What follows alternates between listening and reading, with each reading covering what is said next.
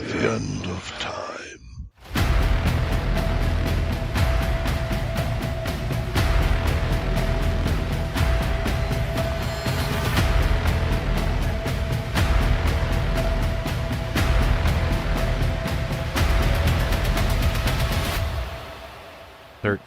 O'clock.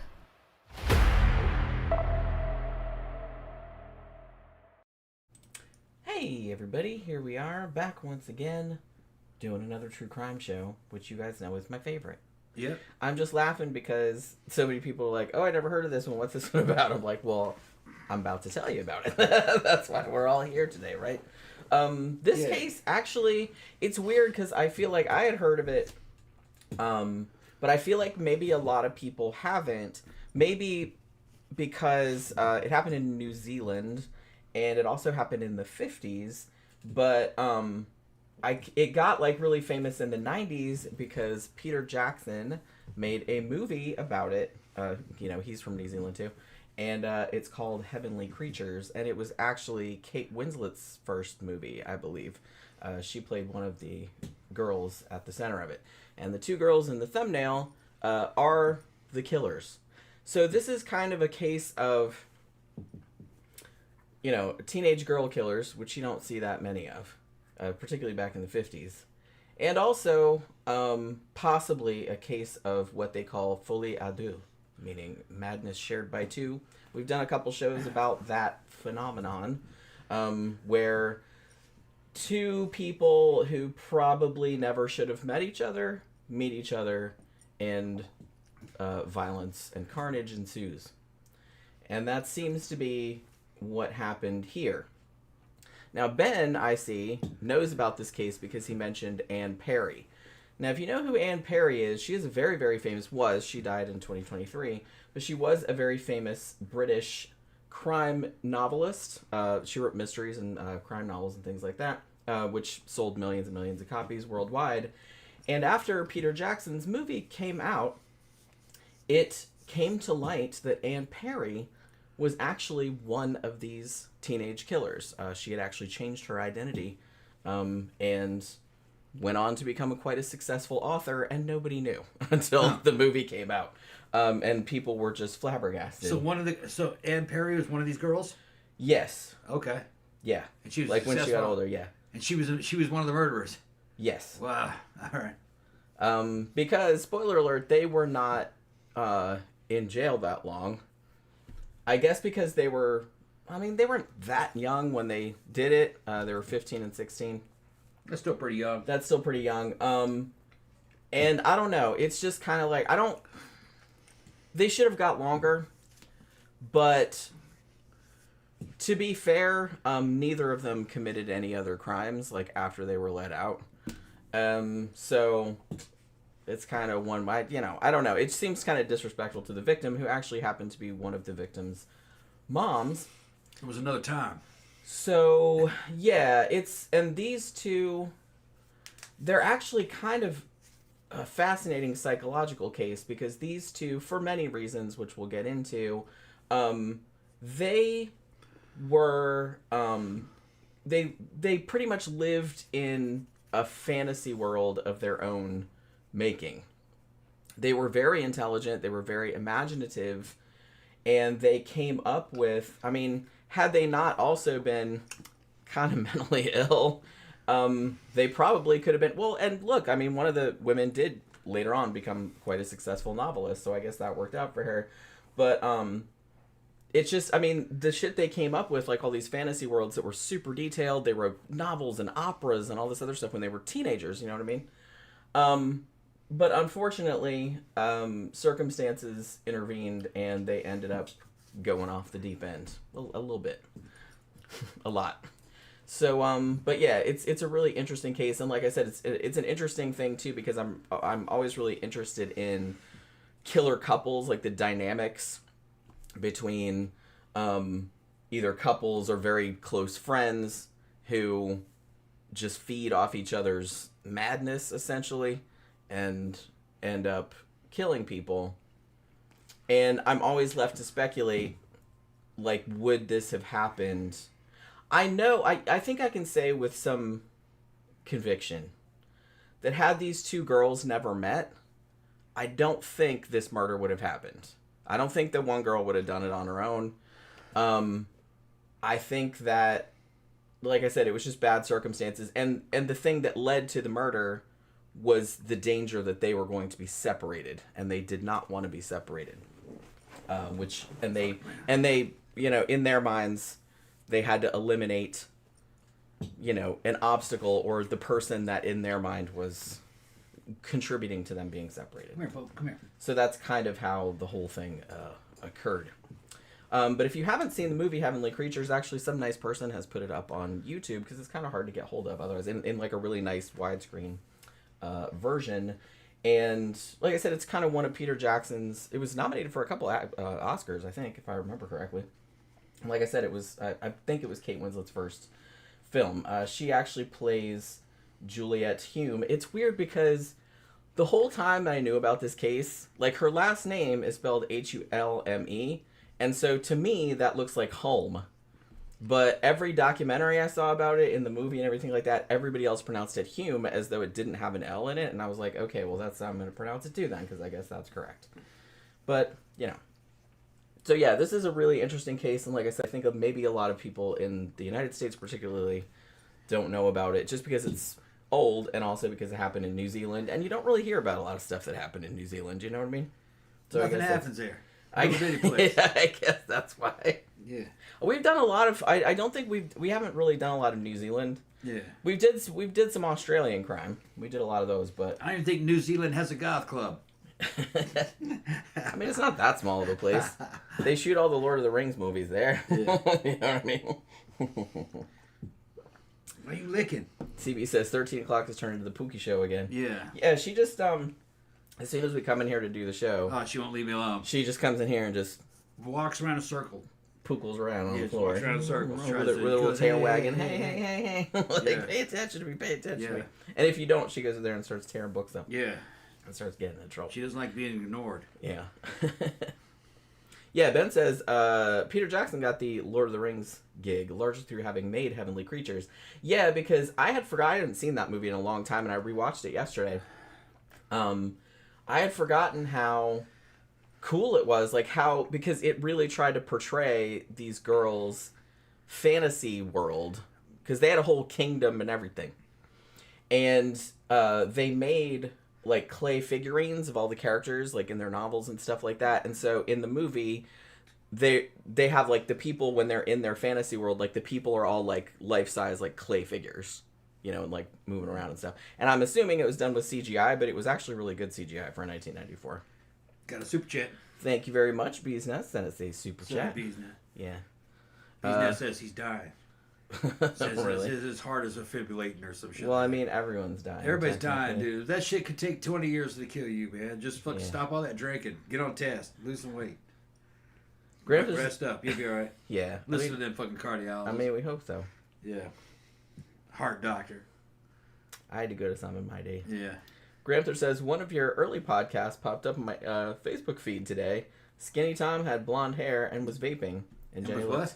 Vaping. Yeah, vaping, yeah. And Jenny looked 25. Yeah. Must have been from prior to when I first stumbled in here in 2020. Oh, yeah, we've been doing the show a long time. Yeah, I think we started in summer of 2016. I think it was right around then. Yeah. But we didn't start doing a video component until later. It doesn't seem like we've been doing it that long. We've been doing it a long Almost time. 10 years, yeah. Like I said, we didn't start doing a video component until this 200th episode. Or that was the first live stream we did, I guess. I can't remember now. Because before that, it was just like a slideshow type situation. Graham says, Steve's been in New Zealand. He says it's hell getting there. Well, it's far. I mean, man, so. Jeez. How long would that flight be? Yeah, it is. Grampers, you weren't here, man. We were mentioning this show before, and Jim was talking about folie, deux, which is, you know, crazy.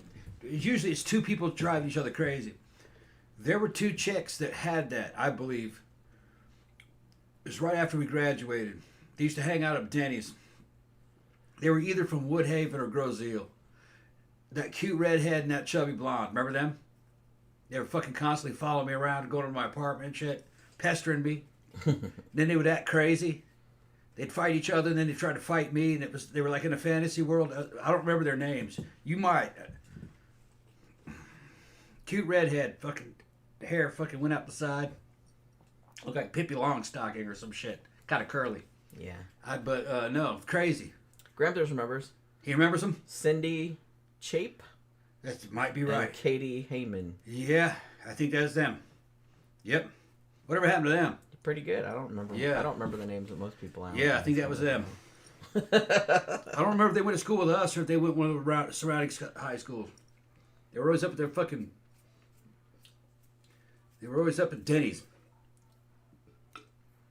Tammy asked if we'd seen The Long Walk yet. No, not yet, but I definitely will. I definitely want to see it for the end of the year because I've heard it's like really, really good.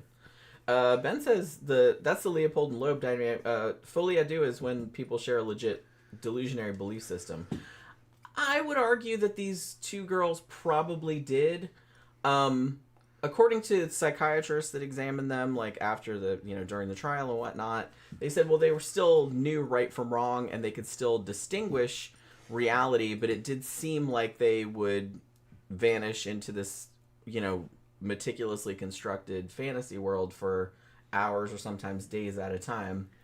And obviously wanted to go there. And they did seem to have some delusional, I'm not really sure how much they believed this, but they did seem to have some delusional beliefs that all the novels and stuff that they were writing, that they were going to go to Hollywood and the books were going to be made into movies and, they were going to star in the movies and, and they really, they did seem to believe that, at least according to, because they have Pauline Parker, one of the girls, they have all her diaries.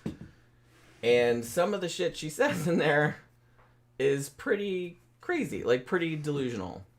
And another thing too, that's kind of how they knew, like right after the murder happened, they pretty much suspected almost immediately that probably the girls did it. But then like when they searched the house, like later the same day or the next day, they found her diaries and she had written about the whole fucking plot.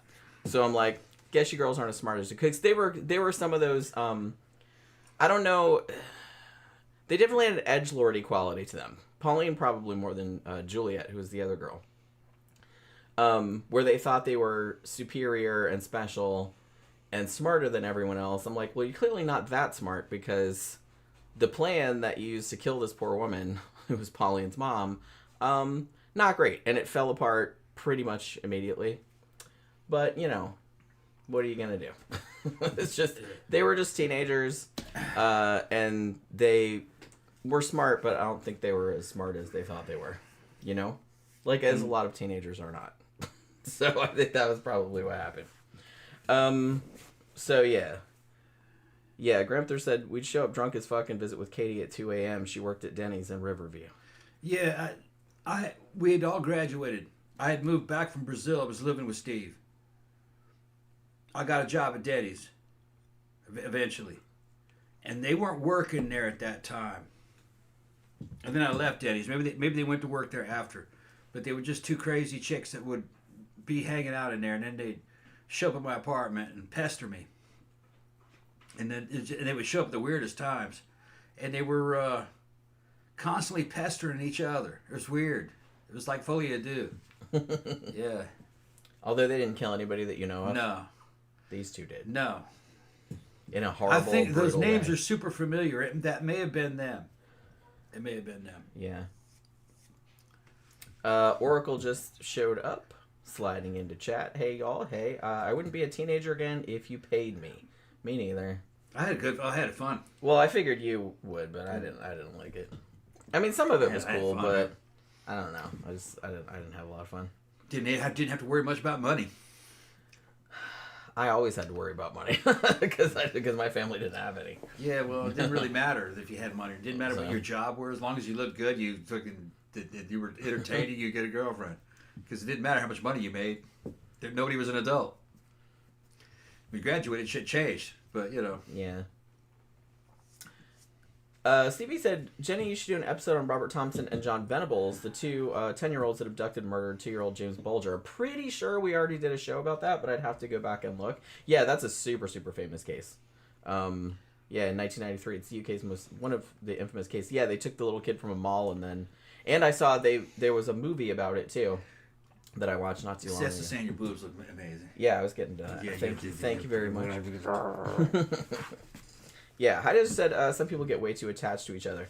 I think these two girls, okay, in a way, at first, I kind of related to them. Like, I felt sorry for them, and I could understand why the two of them became friends. They had a lot in common. They had a lot not in common, too. So, in a way, it's kind of a weird friendship. But they had more in common than not. And they felt like, when they met each other, they felt like, oh, here's somebody who understands me. And they were both, like I said, like super imaginative and real fantasy prone and everything like that. And they just fed off each other. But I think the point came when the relationship was, like, way, way, way codependent. Now, there was a lot of speculation at the time, and even in modern day, that they were actually, like, had a sexual relationship also.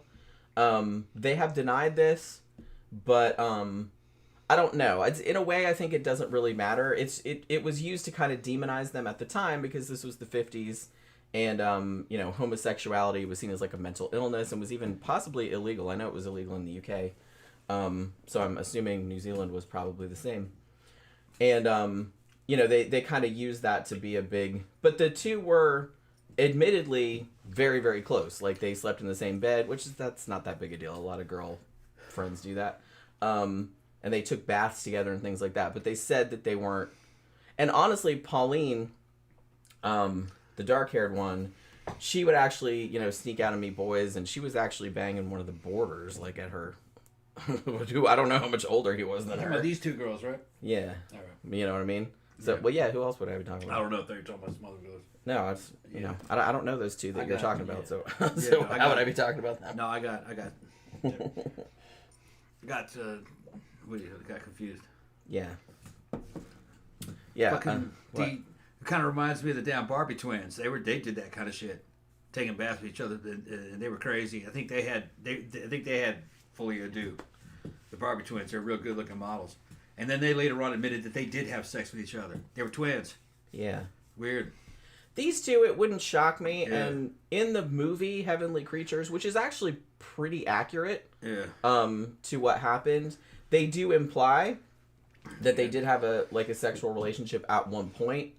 Like I said, they both denied it, but I don't know. It wouldn't surprise me if they did, but like I said, I don't really think in the end that really mattered because, as Oracle just pointed out, so there's a kind of first love intensity to your first real friendship, though.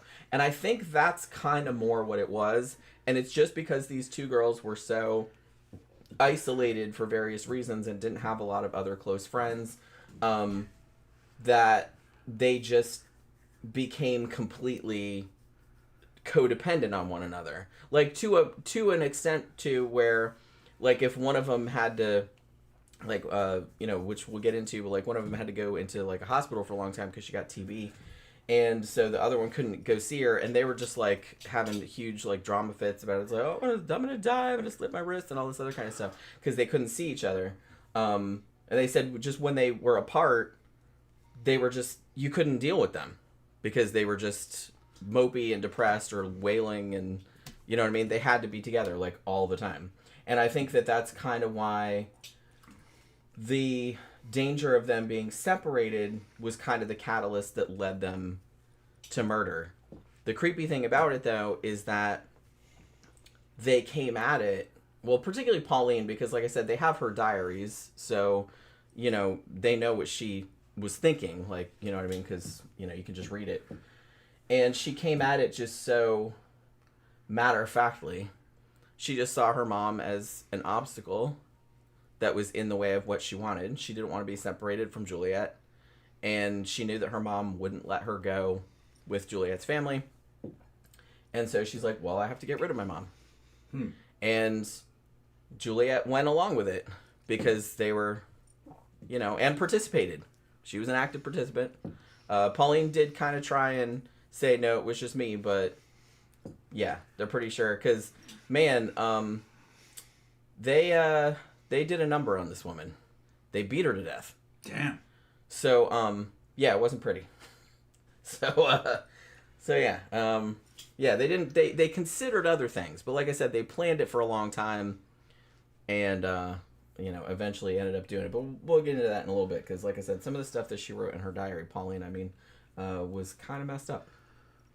The fact that she was just so, like I said, just completely unemotional about it, which she was just getting rid of something that was in the way.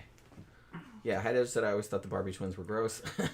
They weren't gross. They were just women of their time, and it all boobs, little skinny legs and shit. Kind of plastic surgery kind of looking faces. They were just they were good looking for their time. There's a certain kind of like Coco inspired fucking porn type look. They had that. Had they been around now, they would have weighed more. Probably. They'd have had fucking ass implants and shit. Well, they were kind of famous for being famous. They didn't really do much. They were probably escorts to the stars. Oracle says, my best friend in junior high and high school and I just bonded over normal things like you two, Echo and the Bunnymen, and science fiction. No murdering. Yeah, I didn't really... Like I said, I think most girls did have real intense friendships when they were teenagers.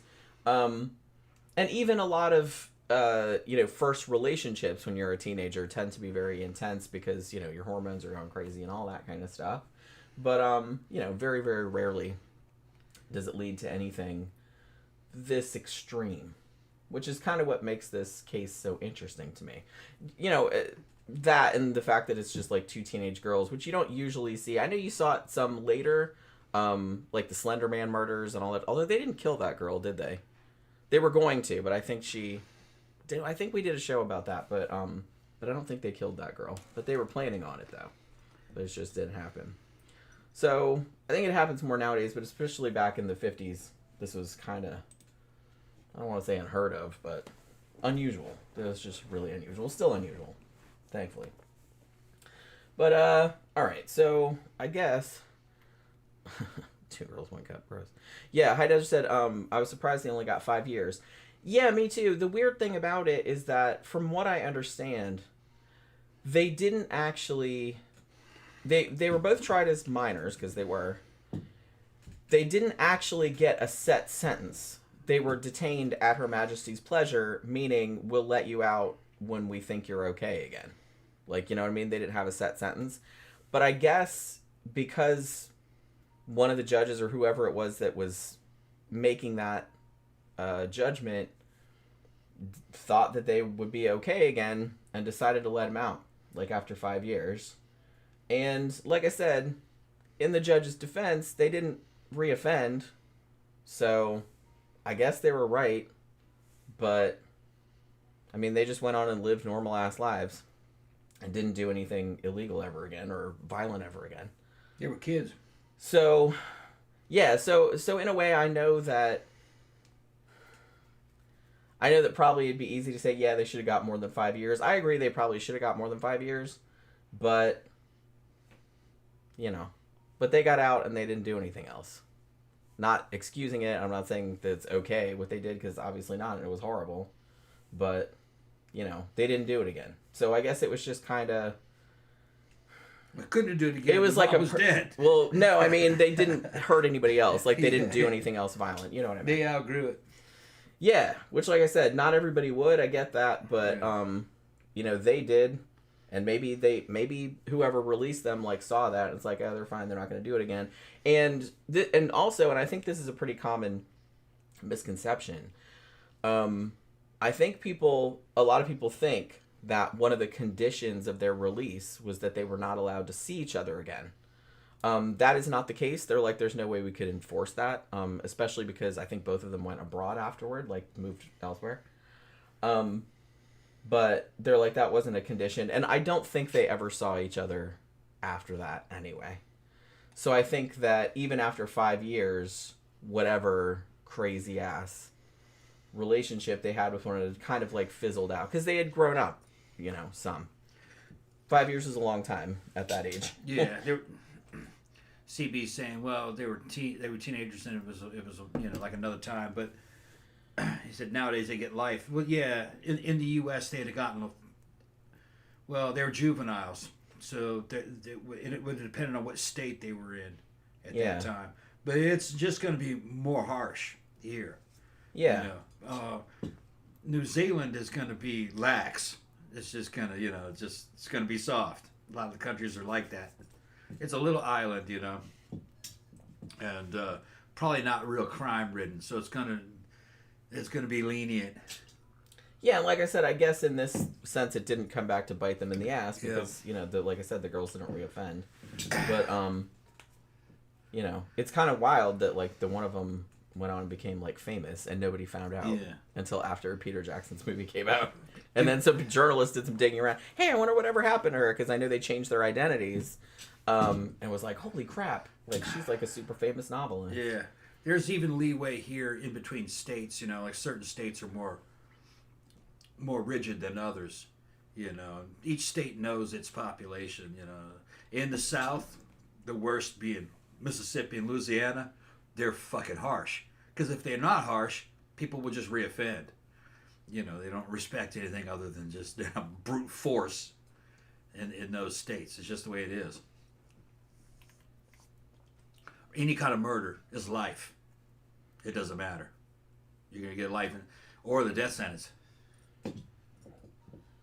Heider said, I was interested in the fact that they created their own fantasy world. Yeah, I mean, they committed to the bit. I will give them that much. I keep hearing that damn music going in. Yeah, it's like, I guess you must have left the TV on. It sounds like a doorbell ringing. Yeah, because I was like, what the fuck is that? Because if you leave the TV on, and you don't, like, do anything to it for a long time, like, the Xbox will go off, and then the TV comes back on, and it'll go to, like, a weird little channel that just, like, shows a little cafe and, like, little light jazz music and shit like that.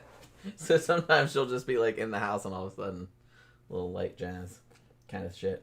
Oh, and I wanted to say when Tom comes back, I kind of wanted to mention this because last night, we didn't do a show last night. However, we did record an interview with a podcast. We haven't done like an interview on a podcast for a long time, but I got a message from a guy, Richard Hatem, and he does a podcast. I think it's called Paranormal Bookshelf. And he had done a show about Mammoth Mountain Poltergeist. And he asked us if we would be on, like, for an interview. Because he just kind of talked about the book because he had read it and everything like that.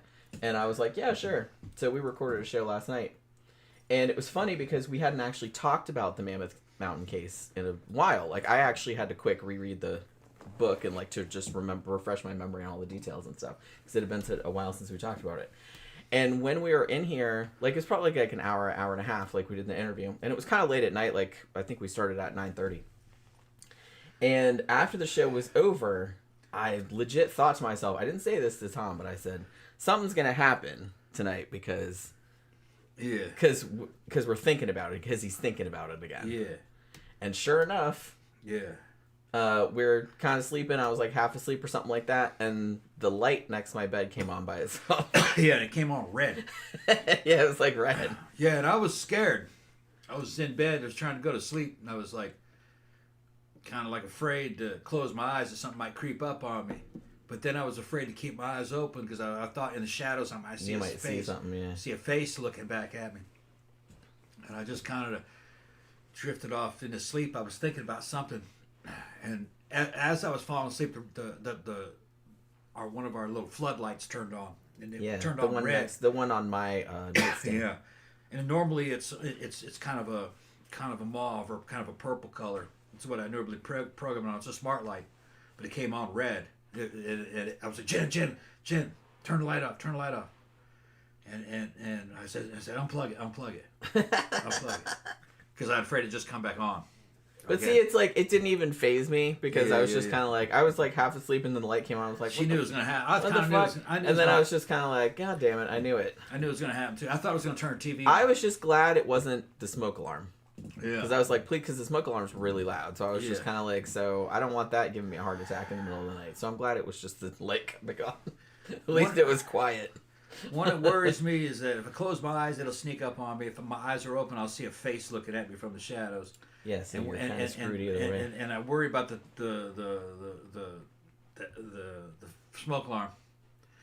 going off. And only that's goes what off I once. thought would happen, and I was just like, man, that smoke alarm better not Yeah, wake my me up worst in the fear middle is of the that it night. throws something on me, like Yeah. a pillow. You know, That would be freaky. because it's done that kind of stuff before. Throwing. I guess I'm just so Throwing used clothes on to me. weird shit happening, and I'm also used to Pookie jumping up on the bed and like sitting Yeah. on my chest in the middle of the night. So like Yeah. now it's like it doesn't even faze me. Yeah. Like if I hear stuff like bouncing on the bed or whatever, I'm like, well, go away, Pookie. You know what I mean? Because she'll just jump up on the bed, boom, boom, like she'll just come up and sit up on your chest like that, and I'm just kind of like, hi, what's going on? You know, like 4 a.m. So yeah. Let me see. Oh, Elizabeth Jack said it would be like the Slender Man girls. Yeah, I just mentioned this kind of reminded me a little bit of that. And I think we did a show about that a while back. I don't think the whole show was about them, but I think we just talked about it like on a weird internet show or something like that, like those two girls. And I don't think they killed that girl. I think they were planning to, but then it didn't work out. I can't remember all the details. But yeah, it said one of them's still in a mental institution. And they thought Slenderman was real and that they had to kill her to weren't they trying to sacrifice her to Slenderman or something? I don't remember what it was. Like I said, these two girls were not delusional to that extent. You know, yeah, they lived in a whole fantasy world, and yeah, they had delusions about how they were going to be famous movie stars and all this other kind of stuff, which is just kind of teenage girl stuff. But the murder that they did was a pragmatic murder from their point of view. Like, Pauline's mom was in their way and was doing something that they didn't want, and so they thought eliminating her was going to get them what they wanted. That's basically all it was. So the murder itself wasn't like fantasy driven. And Elizabeth said the one that got released, the Slender Man girl, seemed to be recovered in her right mind now. Yeah, that's the thing. I think that things people think when they're teenagers, I don't know. I guess you'd have to take it on a case-by-case basis. Because a lot of times, the person you are as a teenager is not remotely the kind of person you end up as. But, like I said, I guess it's on a case-by-case basis. I don't know. Gramps will tell you I'm exactly the front. Well, yeah, but I said it's a case-by-case basis. Yeah. You know what I mean? I'm not actually that different to how I was as a teenager either. Yeah. But I know a lot of people that were. Yeah. You know, that, like, changed completely, like, when they became adults. Like I said, I didn't, and you didn't, but we might be exceptions to the rule, you know? I turned out better than I thought I was going to. What'd you think? How'd you think you were going to turn out? I thought it would turn out bad. It turned out much better than I thought it was going to. Well, that's good. I just played the hand I was dealt. It fucking turned out all right. I wasn't sure how it was going to turn out. I'm just kind of more a laid-back person. I was like, well, I guess I'll just see what happens. Yeah. You know what I mean? Gramps is and it turned out okay. Me and Gramps went to high school for a while together. We were in the same drama program. He ended up becoming a cop. And he's saying he's not a ghost and goblin guy, but lately in his family stuff's been happening. I'm telling you, Gramps, you know Terrace Pops, you know, that veteran guy's an ex-Special Forces guy. He's got a show on. He talks about he was in charge of Abu Ghraib prison, and the place was haunted as fuck. Infantry, airborne, mechanized, ranger, probably SF guys. There are a lot of them from the South. You got Pacific Islanders in there. You got Native Americans in there. Whites and blacks from the South. Okay, we all have fucking kind of like religious backgrounds or families that have paranormal stories, or it's just we just believe in stuff. The Army's fucking haunted. The Army the Army combat units, the guys that go in there kind of believe in the unseen. And it's good, though. You know what I mean? People have feelings. You know, that something's not right. They've got a bad feeling. Just like, you know, fucking Han Solo, Star Wars, I got a bad feeling about this. Listen to your feelings. And, you know, even the Army noticed there were some guys that could detect an ambush. They could detect photographs of an ambush. And they could do it better than chance. And some people are good at things. And, yeah, certain places just felt bad. You know, places in Korea were spooky. And, you know, not everybody sees ghosts, but people believe in the spirit world. Maybe it just because of the kind of guys that get recruited, but the army is paranormal. At least the combat units are. Yeah, I think I've said this before, I've never been in a place that felt spooky to me, or felt like, because how, like, on a lot of ghost hunting shows and shit, like, people will say, oh, I went in the house and I could immediately feel something was wrong or someone was watching me. I've never felt like that anywhere. Like, even in houses, because I lived in my grandfather's house for a long time, and all my mom and all her siblings, like, grew up there, and they said, oh, yeah, man, that place was haunted as fuck. I never saw anything. I never heard anything. I was never creeped out by the place. It was a cool little house. So they've torn it down now. But I was never spooked out by it. I thought it was just cool. And I never felt anything or heard anything. Yeah. The only time I ever felt that way and understood it was in a fucking Big Lots in Daytona Beach. I went into a Big Lots to buy some Tupperware for some reason, just randomly one day. And I felt immediately, what the fuck? I got to get out of here. Like a horrible... pressure, like it was just, and I'd never felt anything like that before in a fucking Big Lots of all places. Yeah. And I never went in there again. I'd never been in there before. I don't know why it felt like that to me. I looked it up later. I was like, did somebody get murdered in there or someone? But I couldn't find anything. So I don't know what that was all about. That's literally the only. And I've hung out in cemeteries. I've been in houses that people said were haunted. I've never felt anything, but that place I did, and I have no idea why. Yeah.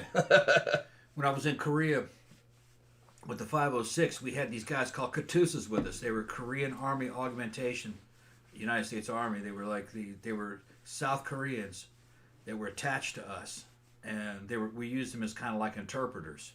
And every squad had some Koreans that were supposedly bilingual, although a lot of them, their English was fucking terrible. All right, but if you can pull the right strings, you can get a Katusa unit. And there was one. It was a friend of mine. His name was Kim Chung-ju. I got a picture of him. And middle of the night, we're up in the fucking mountains and shit. And he's fucking creeping closer and closer to me. And I says, man, what are you doing, man? He goes, what are you getting up on me? Koreans that get real close to each other, they hold hands and shit. You know what I mean? Shit that's not really Western acceptable, you know. And he'd go, Rosa, scared, man. He said, what do you mean you're scared? He's just scared. So what are you scared for, man? Like he's talking to Quack. And he goes, baby ghost. I said, baby ghost? What the fuck is a baby ghost? And he goes, there's baby ghost here. I found out later, and I was like, man, go to sleep. There's no problem. The Koreans had a ghost they were afraid of called baby ghost. And it was the ghosts of the children that women abandoned to die out in the mountains because they didn't have abortions. And this went back hundreds of years. Like if they couldn't afford to take care of a kid, they just threw them up on. Yeah, they just left them out. They just left them out, and they were afraid of those ghosts were going to come get them. And I was watching a Japanese monster movie called fucking Yokai Monsters. Yokai Monsters. And one of the monsters was a little baby ghost. And I go, that's a baby ghost. That was my favorite. So it wasn't just the Koreans, the Japanese had that same. Yeah, that's a pretty common. We were up in the mountains, and the Koreans were getting unsettled about how many dead babies had been thrown up on these mountains. Well, that is a pretty unsettling. Yeah. I didn't culturally get it, but it was just like okay. But it makes total sense, like when you know the background, why they would have folklore. They were talking to each other. I don't speak Hangul, you know, and they're talking to each other, and they're probably saying, imagine how many dead babies are up in here. Well, yeah. And that is pretty freaky to think about. Yeah, you know. I don't think it'd be haunted. Like, I wouldn't feel like it was haunted, but that is still pretty fucking creepy, just because it's creepy. Thinking about hungry ghosts. Yeah. Yeah. I'll make some more drinks. Yeah. Oscar says, who the fuck gets spooked at Big Lots? Me, that too. And like I said, I don't know why... No, just drink it. I can't chug all that. Just put... It doesn't have to be empty. You can just put more ice and booze in it. That's what I would do. It's like, it's okay. It all gets watery anyway because of all the ice, so I'm not worried about it. But yeah, that's literally the only time, and I still have no explanation. Like, it was very pronounced. Like, I was only in there for a few minutes, and I'm like down the aisle, like looking at the Tupperware or whatever. And I'm just like, what the fuck? Like, I gotta get out of here. Like, I only stayed there for like a couple of minutes. I was like, fuck this place. I don't know what the fuck happened in here, but I don't like it. That is the only time I've ever felt like that in my entire life. In the stupid Big Lots of all places. I don't even think that's there anymore. I haven't been back to Daytona in a long time. And it was kind of a shitty old strip mall then. So I imagine it's gone now. So let's talk a little bit about... I probably should have known this because, it's like really obvious in hindsight. But I didn't realize that New Zealand, and probably like Australia, like parts of Australia too, in the 50s, was in a lot of ways kind of similar to the shit we had in the United States. I mean, they had a post-war baby boom, just like we did. They had a lot of economic prosperity, just like we did. And it was just a very like idyllic, suburban kind of atmosphere. And interestingly, they also had some of the same anxieties that the American suburbanites had in the 50s, particularly about juvenile delinquency and comic books, making our youths degenerate, things like that. So very, very similar, like culturally very similar to the 50s in the United States. And I think comic books, and particularly American comic books, because there was also in New Zealand, there was also the added kind of fear that their culture was going to become too Americanized because of American comic books and movies and things like that, which a lot of young people liked. And so they thought, we're losing our way of life. It was that kind of thing. So, like I said, kind of similar to the 50s in the United States. And the place where this crime occurred, where these two girls lived, Christchurch, was a pretty conservative, very suburban sort of area. So, and interestingly, after the crime occurred, it was used as kind of an example. It's like, look, see, this is what we're talking about. These degenerate youth, they're lesbians, and, they're rebels, and they killed their mom, and they're coming up with all this fight, you know what I mean? So they kind of used it as an example, like even the headlines back then is like lesbian killers and all this other kind of shit. So you know what I mean? So this was kind of used as like I said, like an example of all the shit that they were talking about, like, and it caused kind of like a moral panic. And matter of fact, this particular crime, only a few months after it happened, there was a dude, like a lawyer, whose name was Oswald Mazengarb, I think is how you pronounce his last name. The government appointed him to chair the Special Committee on Moral Delinquency in Children and Adolescents, which is funny, like, in hindsight, I guess. But they used this case just a few months after it happened as emblematic of everything they were talking about, of societal and moral decay among our youths. The girls were homosexuals, and, kind of shitting on American culture, infiltrating, like it was messing everything up. Making them all gay and stuff like that. Yeah. And shit like that. Because, like I said, at this time period, this was the 50s. It was 1954 when the murder happened. Homosexuality still illegal, still seen as a mental illness. So obviously any kind of... And like I said, I don't even know... I'm sure there was a sexual component to their relationship, but I don't know if it was a straight-up lesbian relationship, because it's a lot harder to distinguish with female friendships, I guess, just because female friendships are just closer generally. And it doesn't necessarily imply anything. It wouldn't shock me if they were having sex too, but some of the things that they said made me think that probably not. I think they did kind of play around with that, but I think they were doing it in the context of the fantasy that they'd created. And I think in the fantasy, she was like, I'm Prince so-and-so, and you're Princess whatever, and, So it was maybe that. I don't know. Like I said, it doesn't really matter anyway, but they did kind of use them being quote-unquote lesbians as another thing of pointing to, like, moral degeneracy among the adolescents, among the youths. There's a big difference between some chick that's got some side action going on and a lesbian. That there's just a big difference. I get. Like I said, it's women in general. They're a little more flexible. Their sexuality is a lot more fluid. I've found, at least in my experience. Yeah. So it's kind of, there's not as many. I mean, everybody is on a spectrum, but I think like with men's sexuality, I think there's more of a hard line. Whereas with women, it's kind of like fuzzy and gray. Get like, your man card yanked real quick on the man. You know, whereas like women, it's like sometimes they'd be like, yeah, me and my friends, like, they'd all sleep in the same bed or you take baths together. And like people didn't think it was that weird. You know what I mean? Because it was just like a really, really close, like intense friendship like these girls had. Like I said, most people don't murder anybody, thankfully. But in the lead up to it, like reading about their friendship, they obviously had some issues, but I remember shit like this. Like, I remember having friends when I was about this age, 14, 15, writing them, like, 20-page letters and telling them everything, and you tell each other your deepest, darkest secrets and all this other kind of stuff. Like, so it wasn't that weird to me. It was just that I was never as tied up in a fantasy as they were.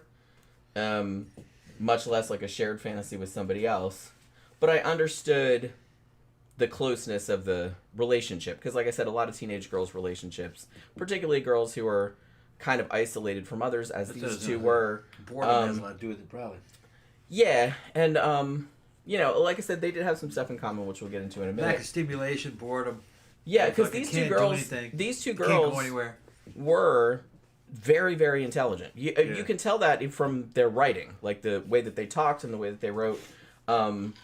They were very intelligent, not as smart as they thought they were, because like I said, because the murder, they got caught like immediately, even though they thought they were going to get away with it. I don't know how they thought that, but and they were really imaginative, and I guess they just weren't being intellectually stimulated in a way that, you know, so they just kind of went off the deep end, like I said, a little bit. Yeah, and you know, my experience with the younger women, you know, if like a grandparents knows what I'm talking about, in high school,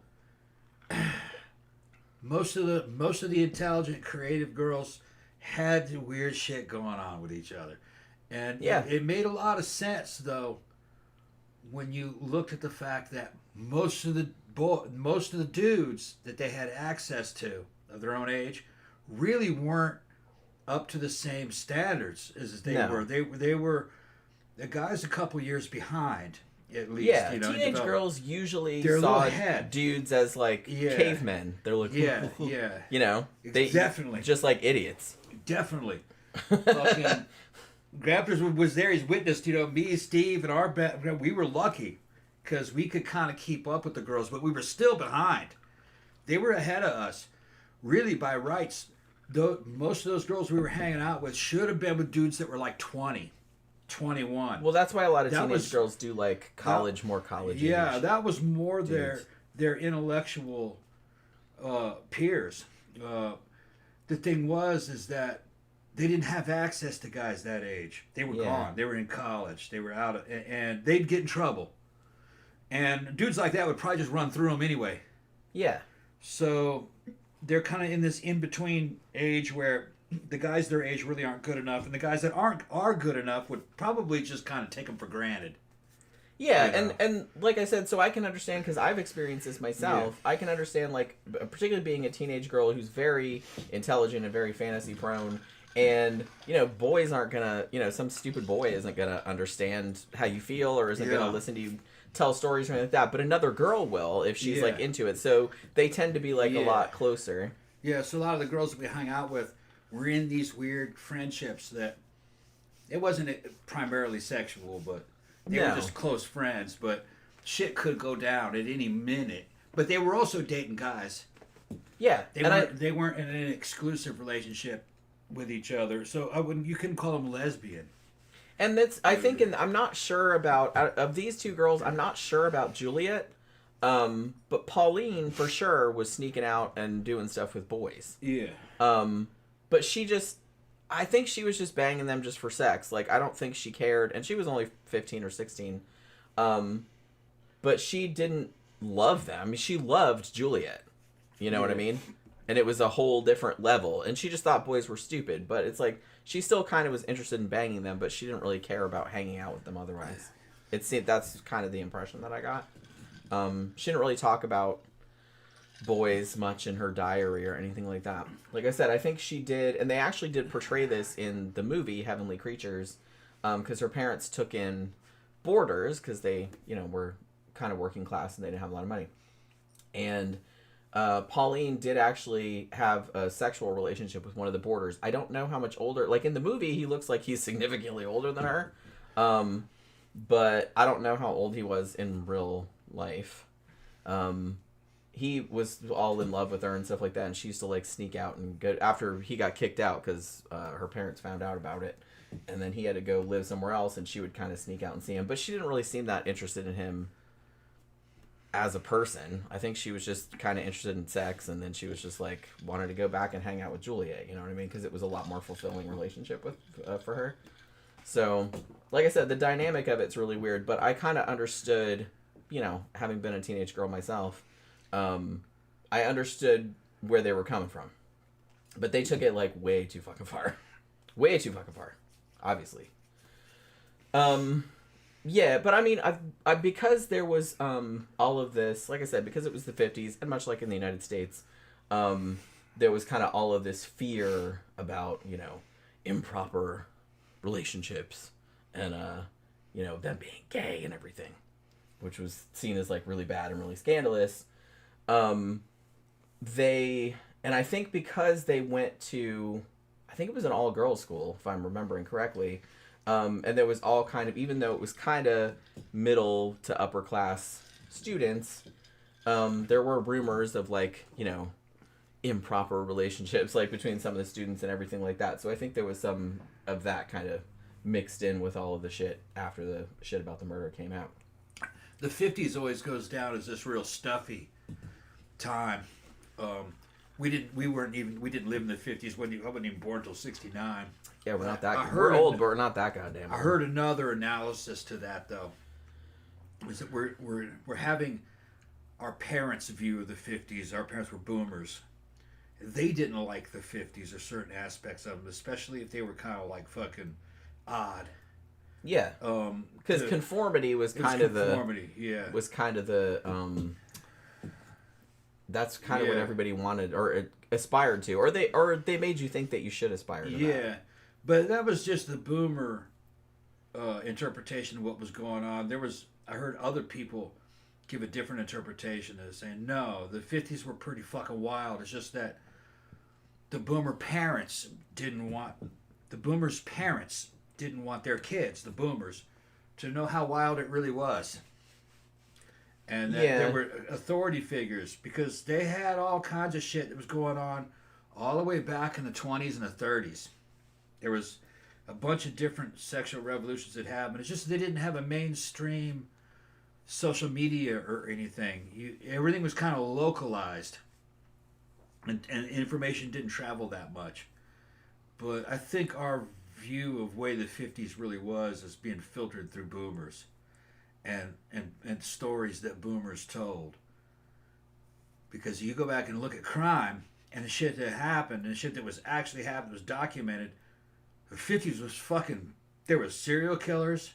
Mm-hmm. There was. I've written about a lot of horrible cases from then. There was widespread prostitution that you wouldn't really think of, but there was, and a lot of it was teenage prostitution. It's just nobody talked about it, so I think a lot of people just had the impression that it wasn't happening. It was happening. It's just that it wasn't proper, like, to talk about it. There were a lot of gay clubs. There were a lot of trans bars, and trans. There's always been that. Yeah, there was pornography, but it was underground. But it was still out there.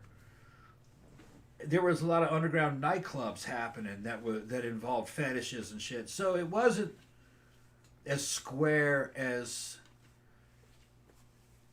people kind of make it sound. I think it was more subversive probably in the 40s and 50s. The shit that Europeans were doing in the 50s and the 30s was just 20s was outrageous. I mean, just uncivilized. Entire families prostituting themselves, including the children and shit. But that was Germany, during the collapse of the Weimar Republic, where they had no money. There was all kinds of debauchery happening. So, the American boomer, and it probably all in the English-speaking world, their parents kind of overprotected them, I think. And they ended up the boomers were rebelling against the oppression of their parents. Their parents trying to protect them. The crazy thing though is that like boomers, well, not all of them obviously, but it's just like, you know, they're like, oh, their parents were so lame and they did this, that, and the other thing. But then when they got older, they did the same thing to their kids. Maybe maybe that happens every generation. Yeah.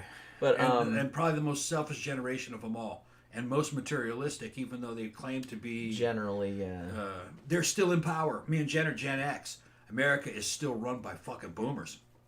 Yep. They're in their 80s. You know, there's a website called Boomer Death Clock, right? Yeah, it's when it like tracks when their bony hands clinging to economic and political power. Well, and like I said, and I think a lot of we've talked about this before, nostalgia, and I'm not a real nostalgic person. I think it's kind of pointless. But a lot of boomer nostalgia, for sure. Like, you know, back in my day, yada yada. Like we didn't have all this stuff. We didn't have. I'm like, you did. You just didn't hear about it. Yeah. I think a lot of boomer nostalgia too is they're remembering a time when they were kids, and yeah, it probably seemed like really cool and idyllic back then. You could just ride your bikes around the neighborhood, and you didn't have to pay any bills, and you didn't have any idea what was going on in the world. Yeah. So yeah, it probably seemed pretty awesome because you didn't know shit. It was the pre-internet, low information world. You know, that's why you're nostalgic for it. Not because bad shit wasn't going on, because it was. You just didn't know about it. You just didn't know about it. Yeah. You want to go back to the time when you could just bury your head in the sand. Yeah. Is what it is, and you didn't have anything to worry about. Which that'd be cool if we could all go back to that time, but unfortunately we can't. I'm looking at Gen Z, and there's a lot about Gen Z that's a lot like Gen X in a certain way. Gen X and Gen Z very similar. Just that I think there might be more of them than us. I'm not sure. Gen X was a pretty small gen. I don't know if it was the smallest. I'm not really sure how they make the distinctions anymore because there's so many little sub distinctions nowadays and stuff. But I think Gen X was a pretty small generation. We were feral children. Statistically, we were feral children. We raised ourselves. No helicopter parents. And fucking very independent, very skeptical.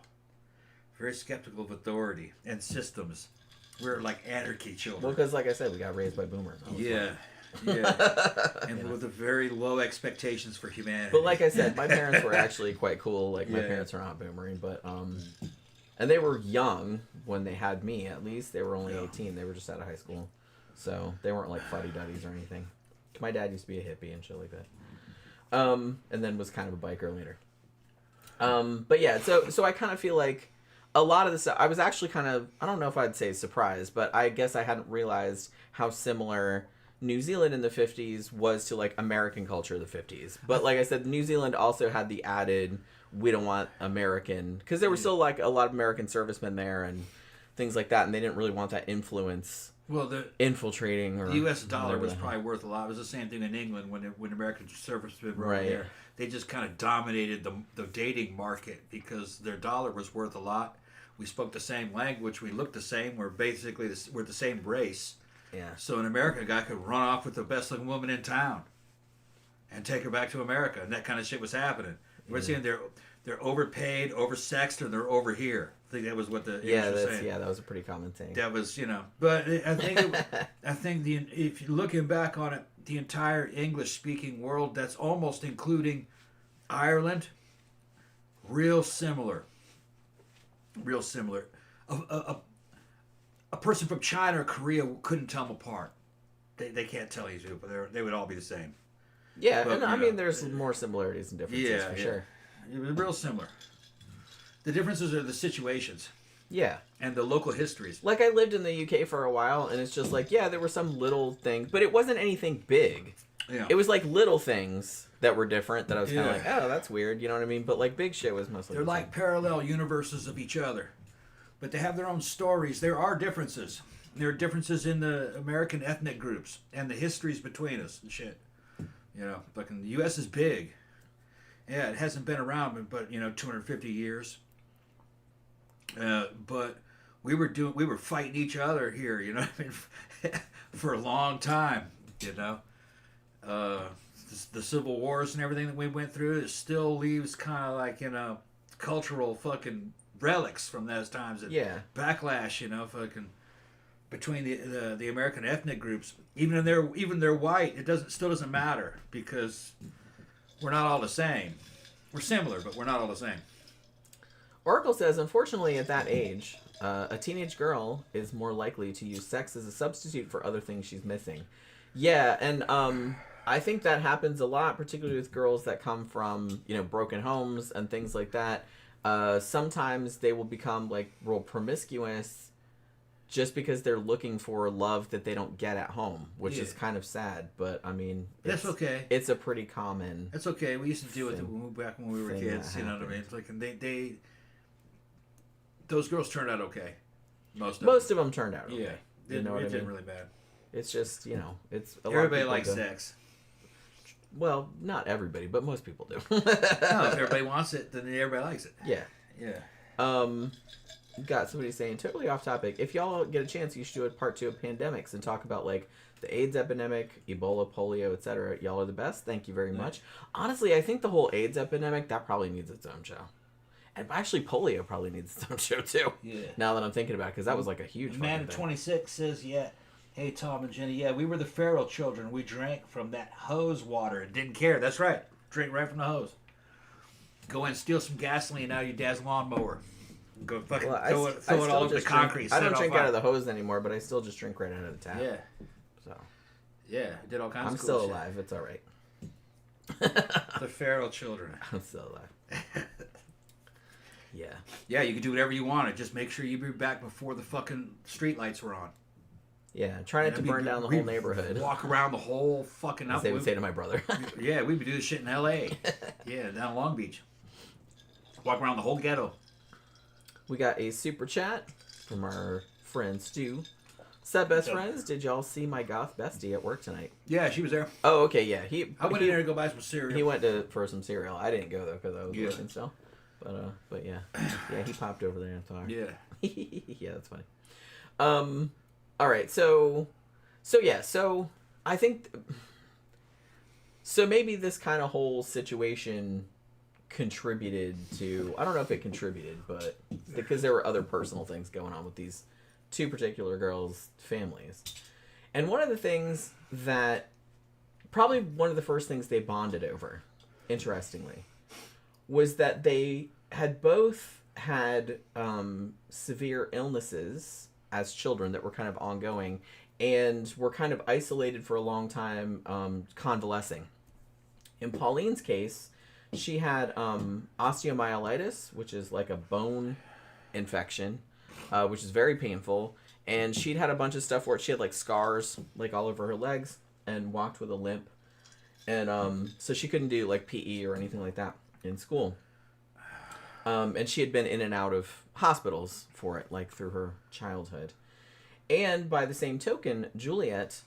had pleurisy, which is like a lung infection, and later got tuberculosis, I think a couple of times. And so she was also in and out of like, hospitals. Sometimes I think at one point she was in there for like 9 months or something like that. And nobody could come visit her because it was contagious. So I think the fact that these two girls were taken out of school so much because of their illnesses and were isolated... I think that probably contributed to them having these fantasy... Because, there's only so much you can do. If you're really intelligent, you're bored, you're going to start constructing your own fantasy worlds to, like, disappear into, especially if you're that age. So I think that was probably, like, a big factor. It was a big factor in what initially drew them to one another, because they both had similar experiences in that regard. But they were also the same in that that's how they had coped with it, by... reading a lot and then starting to come up with their own fantasies to kind of take themselves out of their situation,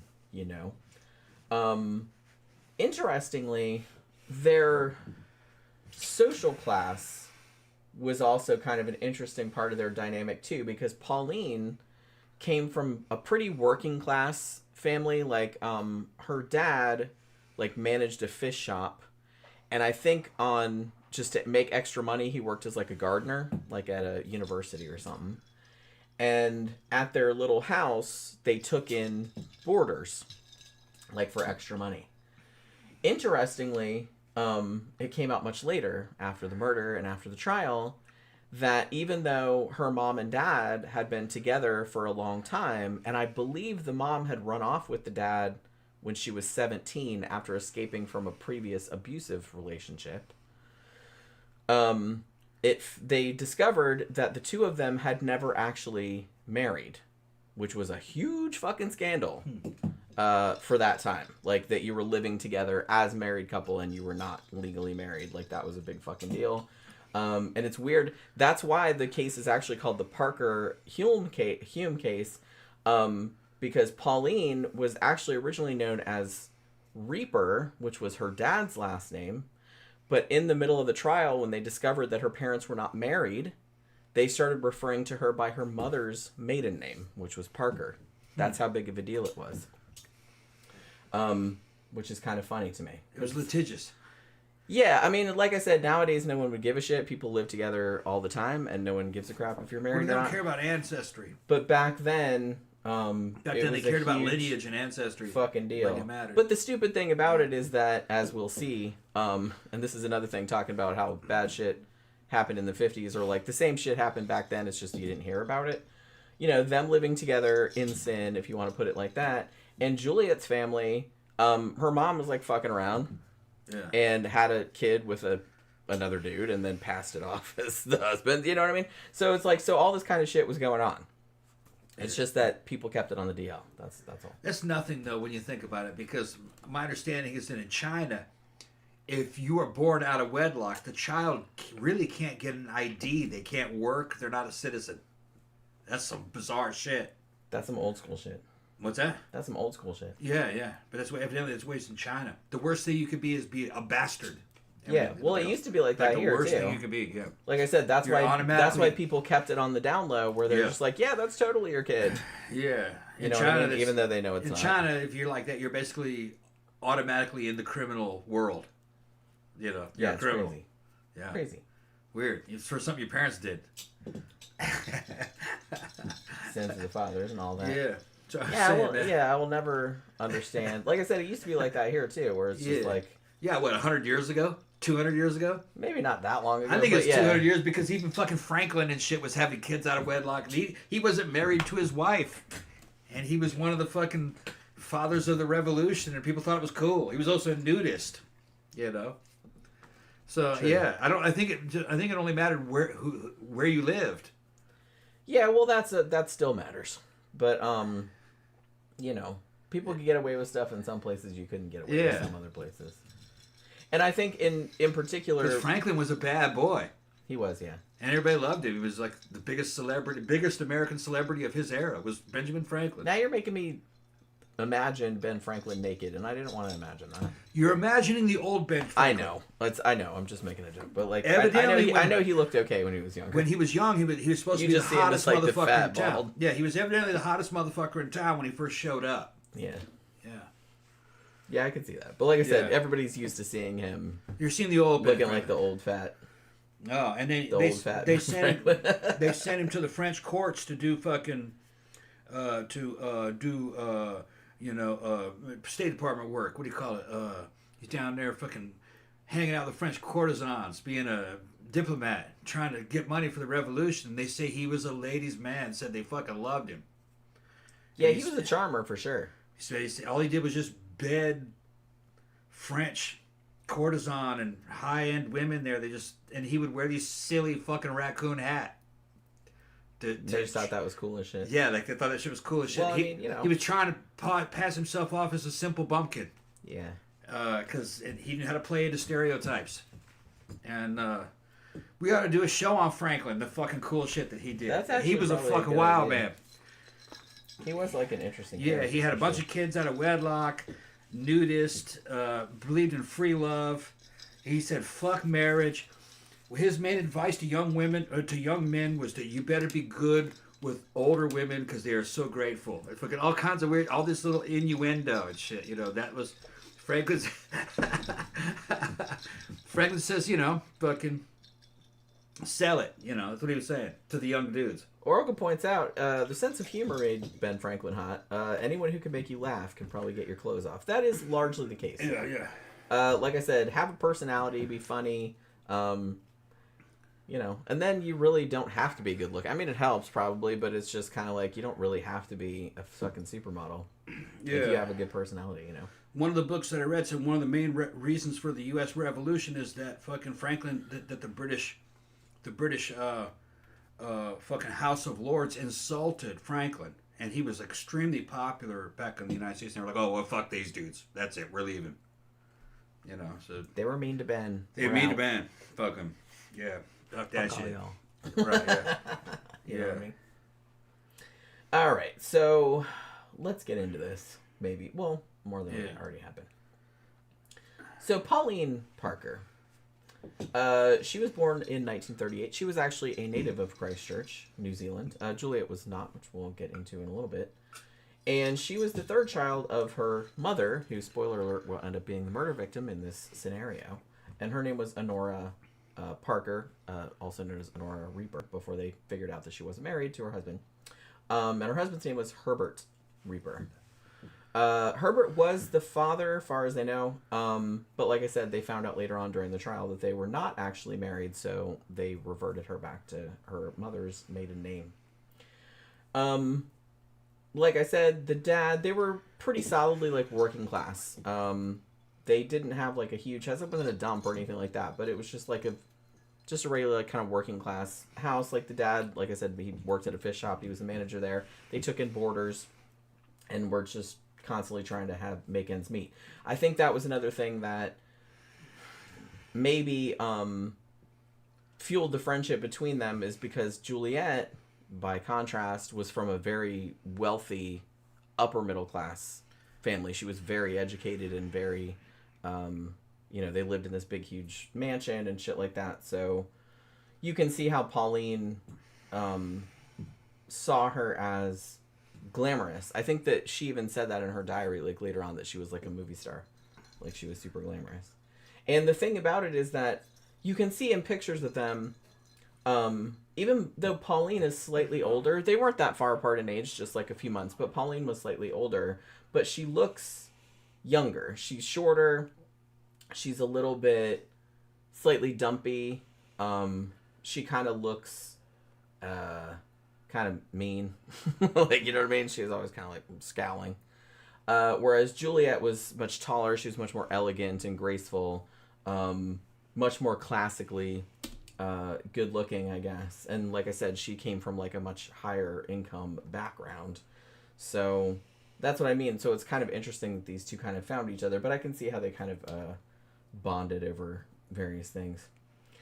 So Pauline, like I said, was kind of a little bit, I wouldn't call her chubby, but she was not, she was just a little dumpy. She was a little dumpy girl, a little bit. Very shy, kind of bookish. And as I mentioned earlier, she developed osteomyelitis when she was just a little kid, which is a bacterial bone infection, and was put in the hospital for like months at a time. And her leg was never right after that. Like, she had these huge scars on there, and she couldn't really walk correctly. She could walk, but just she limped, a lot. So I think after that time, she had seemed kind of close to her mom at first, but then as time went on, I think she started to feel like her mom was had too many rules, or was like too oppressive on her or whatever. And the dad seemed kind of a little bit like a non-entity a bit. He did seem to care about his kids, but he always kind of deferred to his wife, I guess. Like, just kind of let her run shit, because she was just kind of, she wasn't...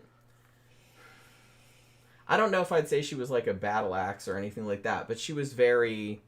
She kept shit... she ran a tight ship, you know what I mean? And I think the husband was kind of... Or, I guess he wasn't really her husband, but... Her live-in boyfriend, I guess, was kind of happy to just let her run shit, you know what I mean? Because they had a couple other kids also. I think that, they had two other girls, and then I think they had a boy, but I think maybe he died, if I'm remembering correctly, like when he was a baby or some shit like that. Now, as Pauline got a little bit older, and started to kind of rebel against her mom more, because like I said, she was kind of isolated, she was kind of shy and bookish, and she started kind of getting heavier. And even though she'd always done good in school before, she started kind of more retreating into fantasy worlds and stuff like that. So her grades started to suffer. Like, she started to get real into romance novels. And like I said, kind of, she didn't like her reality, so she was trying to replace it with a better one, I guess. And then there was Juliet. Now, Juliet Hulme was actually born in London. She was English. And her family was quite privileged. Her parents were Henry and Hilda Hulme. And Henry was actually a physicist and a barrister, a lawyer. And he was actually one of the architects of the British hydrogen bomb program. So he had actually gone and was on the Manhattan Project or consulted on it and all this stuff. So he was kind of a big deal. Now, he was actually a rector at Canterbury University College in 1948, which was what ended up moving them to Christchurch, New Zealand. And the house that they were given was this big Georgian mansion. It was called Ilam, I think, Ilam Homestead or something like that. And the wife, Hilda, she had been an actress, and so she was kind of like an upper crust, like, society lady. She would, like, host parties, and she was very glamorous and shit like that. So that's kind of where the other girl, Juliet, came from. But Juliet also suffered from health problems when she was younger. They didn't know if it was congenital, like if she'd had these problems from birth. But when she was 4 or 5 years old, she got pleurisy, like I said, which is an inflammation of the membranes around the lungs. And so she had, like, trouble breathing. And it would periodically go into, like, full-blown tuberculosis, and she would have to be in hospitals for, like, months at a time. Which, again, contributed to her isolation. And her parents, being kind of wealthy, they would be like, oh, for her health, we'll send her to, like, because, they lived in England, so they're like, we'll send her to a warmer climate, because that was something a lot of people did back then. They're like, a warmer climate will help her. So she got sent to the Bahamas for a little while, and got sent to other, like, South Africa and stuff like that. Probably bullshit. Warmer climate probably didn't. Probably not, but that's what they thought then. Back then. That was very common. That's going back to the Victorian era, probably before. We'll move you to another climate. You'll be fine. Yeah, and you'll be fine. So they always wanted her to live in, like, a warmer climate because that would be better for her. And I think that fueled some resentment because she felt like they were always, like, abandoning her. Mm. Like, we just send her off to some other country because it's warmer there, like, better for her health. But they would go off and do their own thing, like, and just kind of leave her there, like, for months at a time. So I'm sure that probably wasn't great. And much like Pauline, because she was isolated so much, she kind of retreated into her own imagination and started drawing, and she would draw mythical creatures, dragons, and started doing screenplays and writing plays and operas and things like that. And whenever her family would come back to get her, they would always say she would start acting out. Like, she would be really disagreeable, she would wet the bed, she would do stuff like that. How old was she?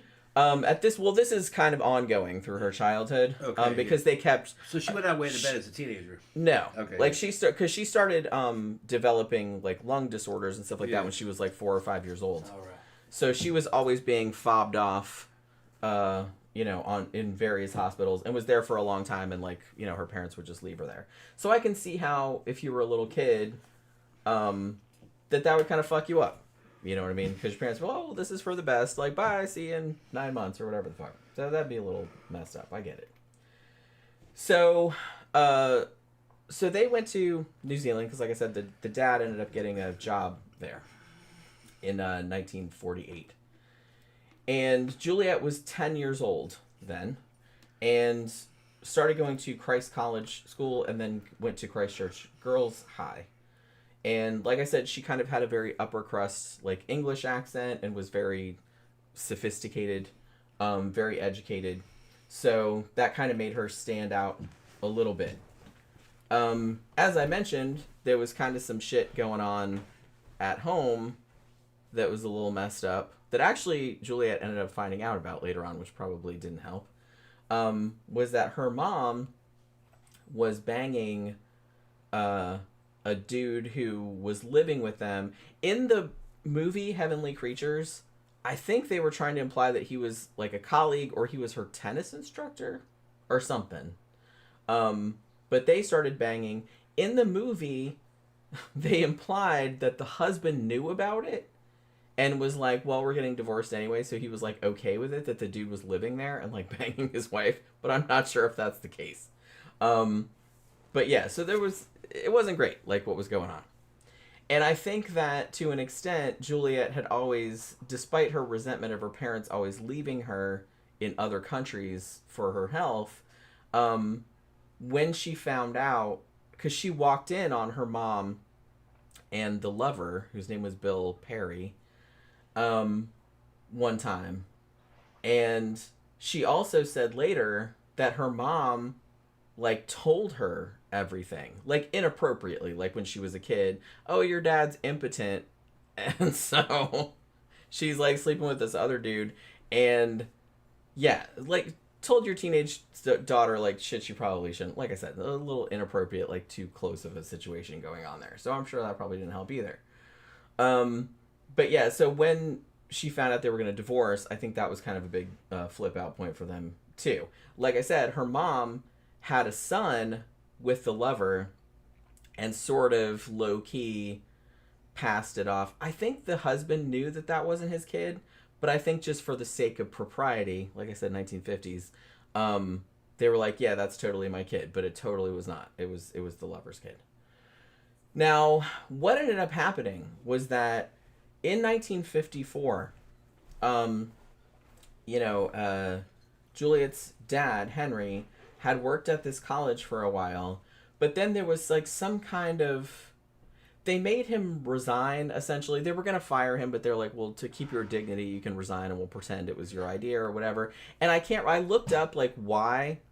I was like, well, was it because his wife was banging her tennis instructor and had a baby with him? Or it didn't seem to have anything to do with that. It just seemed to have something to do with like stupid like university politics or something. And it was just kind of a boring, like he had voted against something they wanted to do or some shit like that. I don't really remember all the details because it wasn't that interesting. But they basically said, well, we're going to fire you, but we'll give you to the end of the year and you can resign and we'll have a big party for you and say how cool you are and all this other kind of shit. So he ended up resigning. And he was going to go back to England. Now, because of this, this is kind of the catalyst that led to the events that led to the murder. Because prior to this, Pauline and Juliet had developed this deep friendship and did not want to be separated. And knowing that Juliet's parents were divorcing and that Juliet was probably going to have to move away from New Zealand was probably what ended up causing the problems. Now, so these two girls met. Let's talk a little bit about this fucking crazy-ass relationship they had. So the two girls actually met in 1952 at the high school that they were at.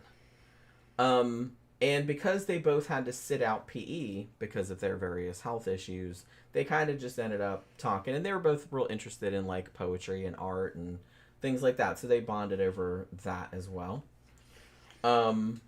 And Juliet had, like, she kind of lived all over the world and had a lot of cool stories.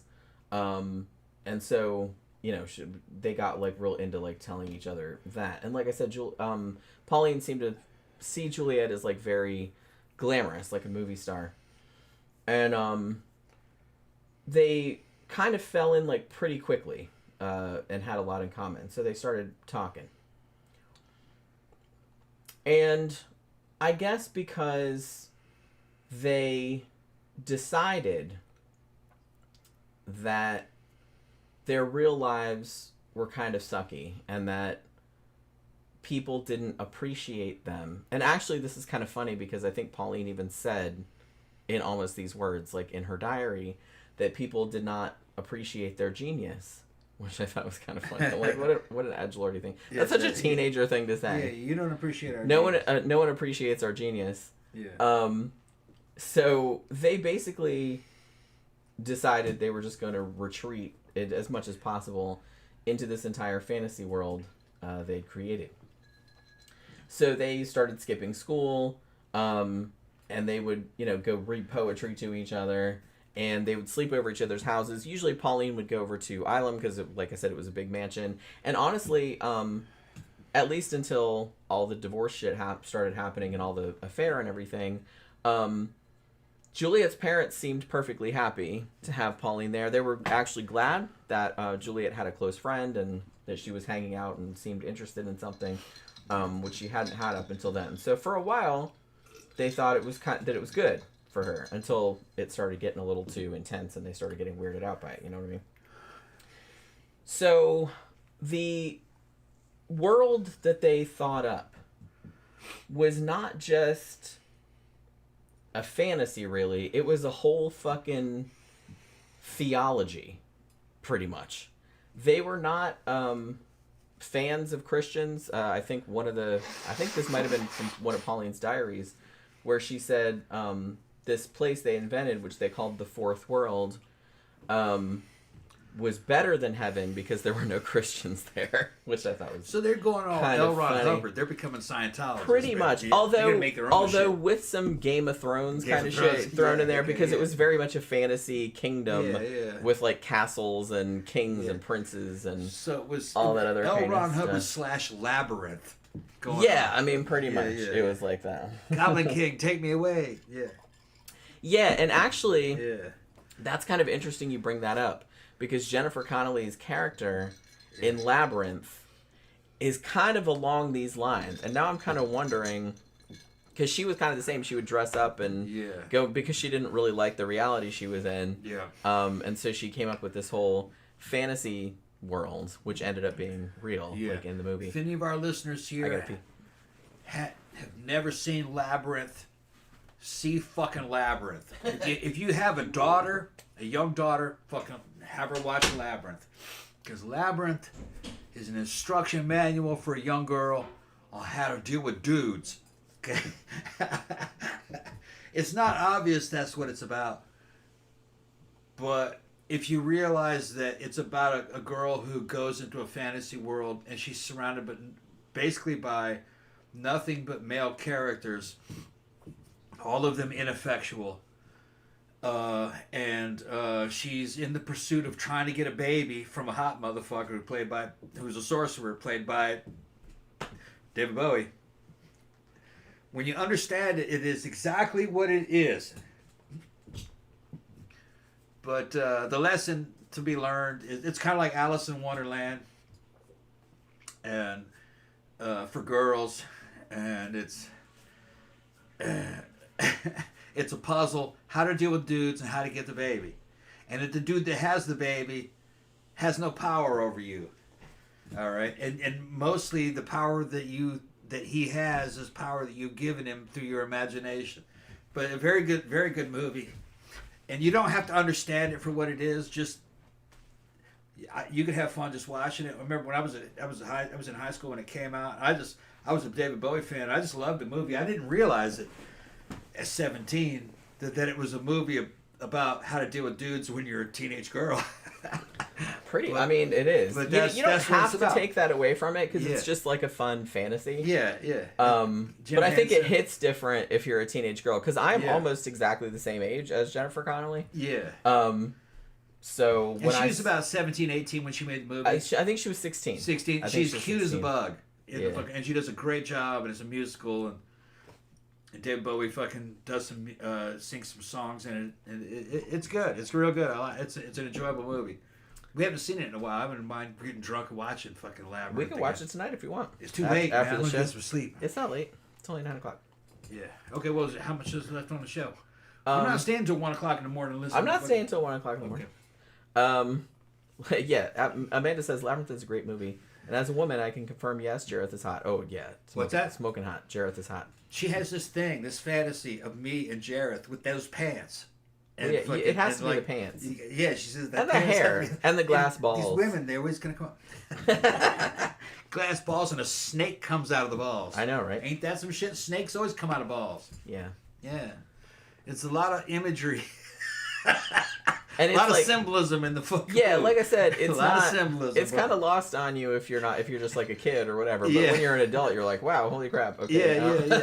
The foxy little guy that talks all kinds of shit, but he's not strong enough to do anything. And then the big strong motherfucker that can do anything, but he's so dumb you can't help you. And then the fucking the old skeevy motherfucker that's always following you around. He can't really do much for you because he's just simping. You know, there's all these dudes that are. And then the first man she meets is a little worm. Like, oh, come on in. Me and the missus, we're just hanging out. Go ahead, get the fucking home out. Because he can't do anything for you. That worm was fucking. They need to make a whole fucking movie about that worm. Yeah, but he couldn't do anything for her. She was 14 or 15. He can't do anything for her. He's a married man. Come into the missus, you know. Have a cup of tea. Yeah. There's all the different kind of men. Well, he did help her though. He told her like about the. No, he wasn't sure which way to go. No, he said. Didn't Didn't he he? say something about? Because remember, she there was like a spoiler alert if you haven't seen it, but it looked like it's just a solid wall, but it was like an optical illusion. Oh yeah, he says it's never what you think it is. Yeah, didn't he say something like that? Yeah, like so, I thought yeah. he suggested It's not what it that looks made like. her figure out like Yeah. because she was just walking around. She's like, it's all a solid wall. There's like nowhere to Yeah. go, and he said something that made her be like, oh, It's a good thing to show to boys as an example of see these male characters.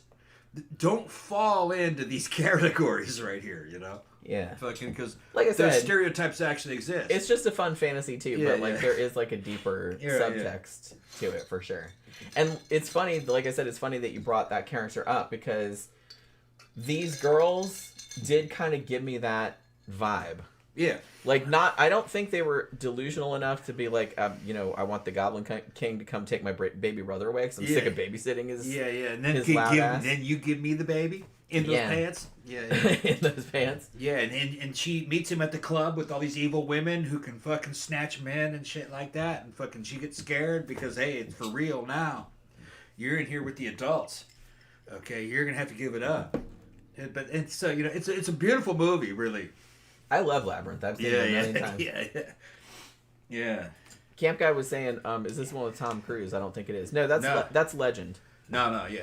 And That's also great. And then at the end, there's a big warning. If you don't let shit go, you're going to be this little old woman carrying this shit on your back. You're going to be a hoarder. You're going to be a hoarder woman. And that's in there too, you know. Oh, isn't this beautiful? Oh, yeah, here, take this. A little, yeah, because that's what happens to a lot of them. Well, it's also kind of Yeah. a way, it's telling you to not hang on to your childhood. Like, you can kind of remember it, like, but you got to grow up sometime. Yeah. You know what Don't I mean? retreat from reality in your childhood. Right. You'll be an old hoarder woman. Yeah. I mean, that's essentially what it's saying. Yeah. But, like, in a nice way. Like, in an Yeah. entertaining way. But, yeah, so I kind of feel like that sort of mindset is kind of the same thing that these girls had going on. Yeah, when you talking about them, I was like, yeah, they're the girls from Labyrinth. Yeah. They're doing Labyrinth. That's kind of like I said, she didn't kill anybody. But, but you know what I mean? But these two... Yeah, the girl from Jennifer Connelly. She resolved the issue. She didn't have to kill her mom. Yeah, she didn't have to kill her mom. Yeah, Even though her mom was a bitch in that movie. yeah, I mean, that was her stepmom, wasn't it? Was it her I stepmom? think it was her stepmom. No, I can't remember. It's been like a while. So I mean, we've reviewed it, but it's been a while since I don't know if it was her mom or her stepmom.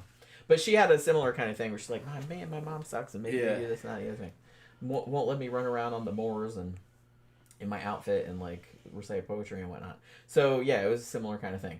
So she started. So Pauline would start staying over at Juliet's house all the time. Like I said, they had a big mansion, and I think that she liked the glamour, and she liked the fact that Juliet's parents, at least on the surface, seemed a lot cooler. She said in her diary that Juliet's mom, Hilda, had actually called her foster daughter at one point. And I think she felt a lot more loved and accepted at Juliet's house than she did at her own. Whether that was true or whether that was her own perception, I'm not entirely sure. But she seemed to enjoy spending a lot of more time with them. So they had this whole world, which is like a parallel dimension. And they believed in it, apparently, so strongly, because she wrote in her diary at one point, and I'm kind of paraphrasing, that at one point, I think it was around Easter of 1953, I think it was, where she said, we discovered that we had the key to the fourth world. There's actually, like I said, I'm kind of paraphrasing. she said, me and Juliet have a part of our brains that allows us to access and appreciate the fourth world. Only 10 people in the world have it. I don't know how she figured out it was 10 people, but that's what she said. She said there was only 10 people on Earth that could access this place. And her and Juliet were 2 of them. And they could go there twice a year, and that after they died, they would go there. And she really did seem to believe that.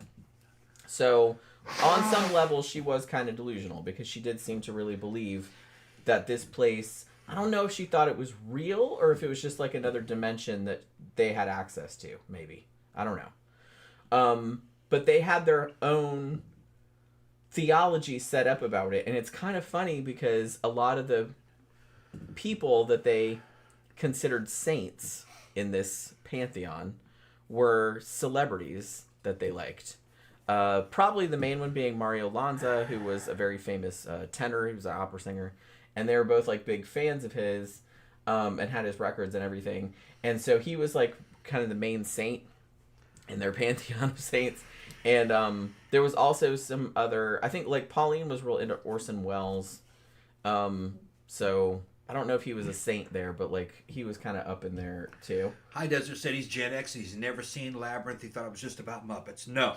I mean, there are Muppets in it, but it's like it's a fantasy story. Yeah, and it's deep. It's happening on 2 different levels. There's a very superficial kind of Alice in Wonderland level that's fun, but everything's symbolic. It's about how to be a girl. It's almost like a sexual awakening type story, but it's also kind of like the transition from childhood to womanhood. Into womanhood, right. Is what it is. Exactly. And that you can't be a girl when you're a woman, and you can't be a woman when you're a girl. You just have to see, you have to understand. She even goes to a part where there's all the little fucking fire gates running around trying to give each other head, trying to pull each other's head off. Here, you want my head? No, give me your head. It's all symbolic. Okay. Oh, look, head. You know, it's all in there. And I was like, oh, I see what you did. Yeah, I saw what you did. Yeah. You know what I mean? But yeah, it's just... Now, Jennifer Connelly really delivers. It's great writing, good special effects. It's all puppets, great songwriting. Bowie fucking knocks it out of the park. He's the Goblin King. He plays the Goblin King. Jennifer Connelly, she's cute as a bug in it. I always liked her. She does a great job. She did movies with Dario Argento, baby. Yeah. Phenomena. That was a weird ass movie. Yeah, and CB said he's got a deluxe edition with the soundtrack and everything. Yeah, nice. You got good taste. I love Labyrinth. Labyrinth was a great movie. Yeah, it's a masterpiece. I love that movie. And kind of seems like it's forgotten. I don't know about that. I think like it's a cult classic for sure. It was on par with Alice in Wonderland. I think. Yeah, it's a very Alice in Wonderland type. I think better. Journey type story. I think it's better. A little more modern. And more relevant to being a girl. But guys can have a takeaway to it too, because you can see it from their point of view. But, I saw it as a teenage guy and really didn't get it. I liked it, but I didn't quite get it. Had I gotten it, I would have fucking probably gained more from it. I'm like, oh, okay, yeah. They're showing all these male stereotypes. And they're the kind of negative stereotypes. And, they're like traps. Because there's a lot of examples of what guy not to go for. It's pretty much although all they do all help her. They help her, but they're not. The Goblin King. But they don't have the baby. Yeah. So in that way, it's kind of like Alice in Wonderland, where she goes to this weird kingdom, and like all these other male characters help her. Yeah. But they're each like some kind like representing something. Yeah, they're beta orbitals. That's what you would call it today. She's surrounded by beta orbitals. They don't have the baby though. The Goblin King's got the baby, but he's a bad guy, and it's all in her mind. He doesn't have any power. She only has the power that he gave him. He only has the power that he gave him. That she gave him. Yeah, I'm drunk. Right. You just got to see the movie. You'll understand it when you see it, probably. Just realize that everything is symbolic. And it's pretty obvious what the symbolism is. CB said, I think Labyrinth was the last acting role that David Bowie did. I don't think that's the case because... No, he did... He was in... Well, wasn't he in Twin Peaks? Yeah, and he was and then he was in a movie called The Linguini Incident. The Linguini Incident. Which I think was... bartender. 87? 80? It was after Labyrinth, for sure. Yeah. Rosanna Arquette was in it. Yeah. It was actually really videos. good, and nobody talks about it anymore. But I actually wouldn't mind seeing it. I actually really like that movie. Yeah. I used to have it on VHS. No, and then Bowie also played Tesla in. That's right. He was in. Nikola Tesla. He does a great job. As Yeah, Nikola Tesla. in not the Illusionist, the other one. Uh, Shit, the one that's based on the Christopher Priest novel. yeah, About the magicians. about a magician. Yeah, what was the name of it? The Illusionist?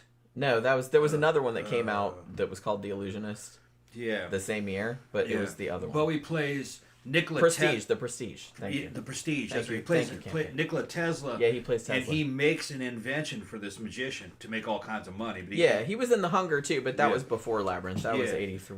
We got to see Hunger again. Not Hunger. What I was thinking, Cat People. We got to see. We Cat can People. review that this week because it's on Amazon Prime. I just yeah. saw they added it the other day, and I was wanting to rewatch it anyway. I haven't seen that for a minute. He's not in Cat People, but he does the sound. Does music. He does music for it, yeah. Like Malcolm McDowell was in it though, and Malcolm Yeah. McDowell was always worth watching also. Yeah. So yeah, so much like the girl in Labyrinth, these two had a whole, and they were fucking serious about it too. They would literally lock themselves in their room for days at a time. They would just come out to eat or whatever, and they wrote like 6 novels. They wrote an opera. They wrote like a bunch of plays, all in this world. You know what I mean? Like with all these characters. They started calling each other by names that they'd invented for themselves. One was Gina and the other one... It's funny because it looks like Deborah, but in the movie they call her Deborah, which kind of made me laugh because... It's like Ghidorah and Ghidra. Well, it kind of made me laugh because I don't know if you guys have seen the underrated and wonderful horror comedy called All About Evil. But there's a character in that who... Her name is Deborah Tennis, but during the course of the movie, it's a long story. Like, she turns into this kind of, like, obnoxious, like, film auteur, and she starts calling herself Deborah Tennis. And that's kind of what it reminded me of. That it's like, it looks like Deborah, but she's pronouncing it Deborah, because that's, like, sounds much better. And they had this whole story, and they would make, like, clay figures, like, sculpt all these clay figures of all the characters, and they would just collaborate all the time and come up with new stories, like who's having a baby. Like, I think there are 2 characters who they would play sometimes had a baby called, I think his name was Diallo or something like that. But they had like a whole, it's funny because in the movie Heavenly Creatures, and I'm sure this probably happened, because the movie is actually pretty accurate. They went by Pauline's diaries, and she wrote everything down. So it follows the story and it follows her thought process like pretty closely. I think they changed a couple things, but not much. So there's one point in the movie where Juliet, who's played by Kate Winslet, is pretending that she's giving birth to the baby. Like, she's on the bed and she's, you know, straining, like pushing and everything like this. She's obviously not really pregnant. And then the other girl, Pauline, who's played by, what's her name? Man, I've seen her in everything. Melanie Lasky, I think her name is. I think this was her first movie as well. They're both pretty young in this. And she's playing, like, the husband.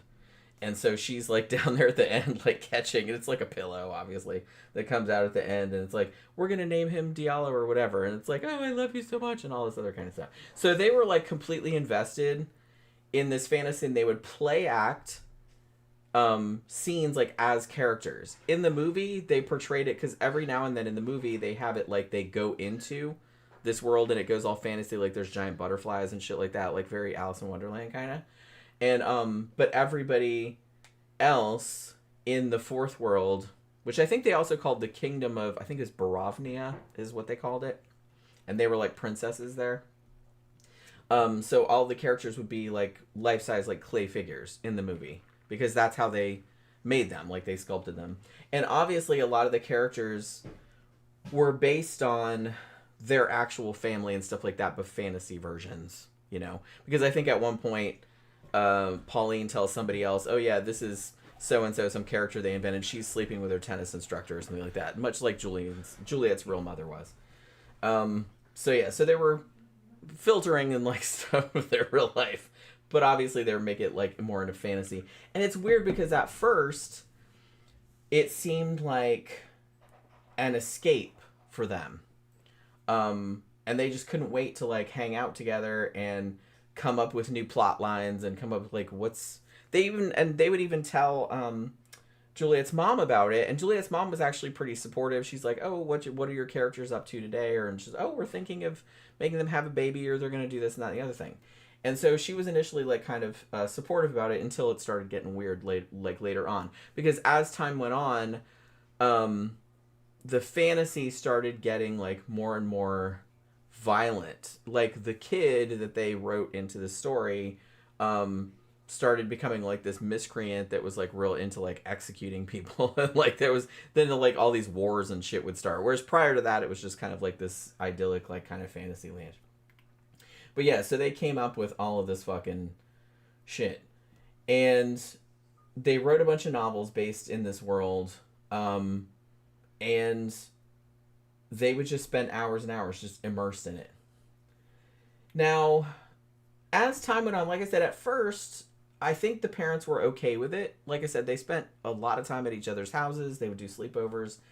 And I think they were happy that their kids seemed happier because they'd been kind of isolated for so much of their lives. But as time went on, both sets of parents started to think that maybe this friendship was getting to be a little bit unhealthy. And in particular, I'm not sure who had the suspicion at first. Like in the movie, they kind of showed that it was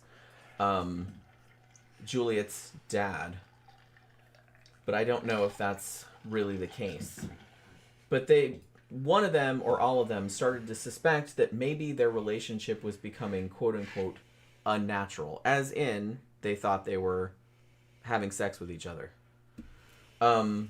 Because they would, as I said, take baths together, they would sleep in the same bed, and they were just together all the time, like conspiring. They were in their own little world all the time, and people were starting to think that it was, and if they were apart, they acted fucked up, you know what I mean? Like they missed the other part. They would write, pages long letters to each other and shit like that, and you just couldn't deal with them like when they were apart, you know what I mean? And as time went on too, like their fantasies started to become more based on how superior they were to everyone else. Like they were special, and they had this secret knowledge, this secret into this world that other people didn't have. And so it almost became like a way to justify them like just doing what they wanted, because like these other people were just, in Harry Potter parlance, were muggles, you know what I mean? So you could just kind of do whatever you wanted to them because they were inferior. So I think it started to shade a little bit in that direction, which obviously is a little alarming. So yeah, they had written all this fucking shit. And so as time goes on, as I mentioned earlier, Juliet's parents were going to get divorced. For a number of reasons. Henry, the dad, had been laid off or had resigned from his position and was going to go back to England. And the mom, Hilda, she had been fucking around with the, I think it was her tennis instructor. He lived in their house. He was like a boarder.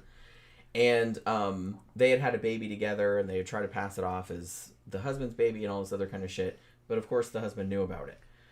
So they're going to break up. Now, Hilda, I believe, was going to stay in New Zealand with her lover, I think. But what they decided to do, and I think partially because they didn't want her and Pauline hanging out anymore because they thought it was getting weird. So they said, I think they should be separated. And so they said to Juliet, well, you're going to go with your dad. Like, he's going to go back to England, but you're not going all the way back to England with him.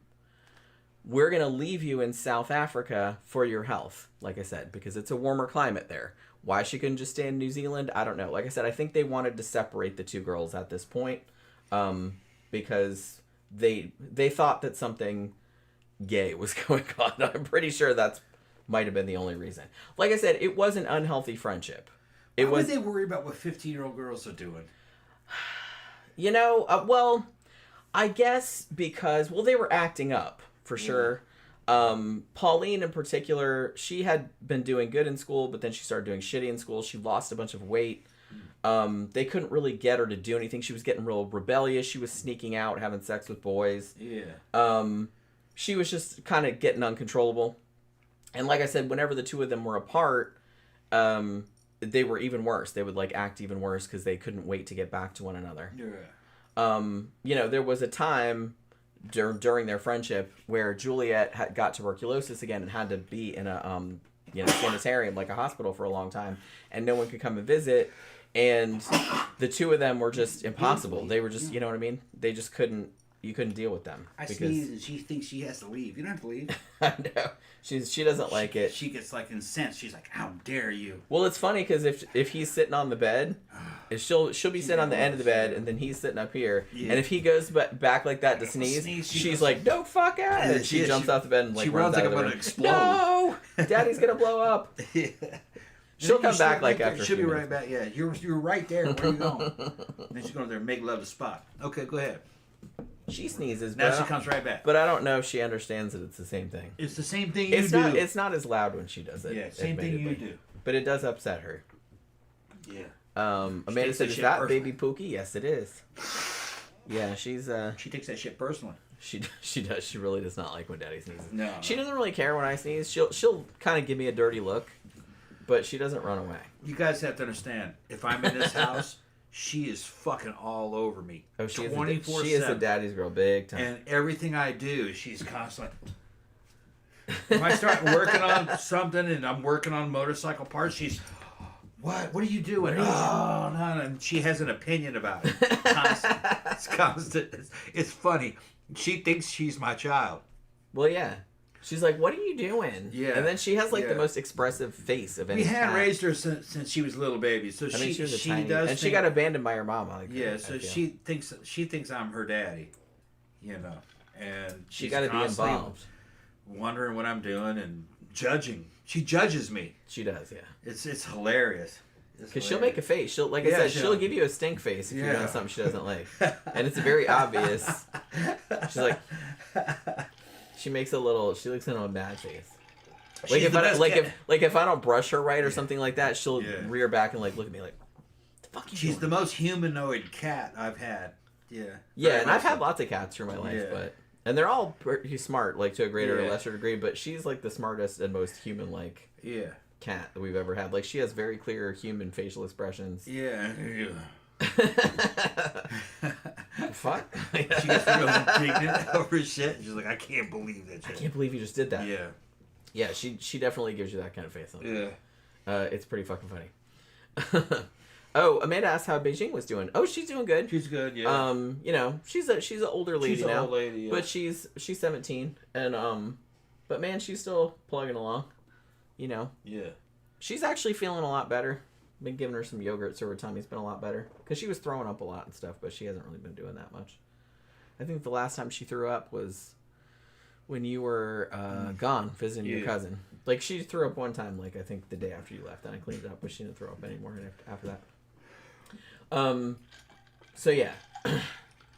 So, because of the divorce and all of that going on, and they're going to send Juliet to South Africa to live with like an aunt or uncle, like extended family.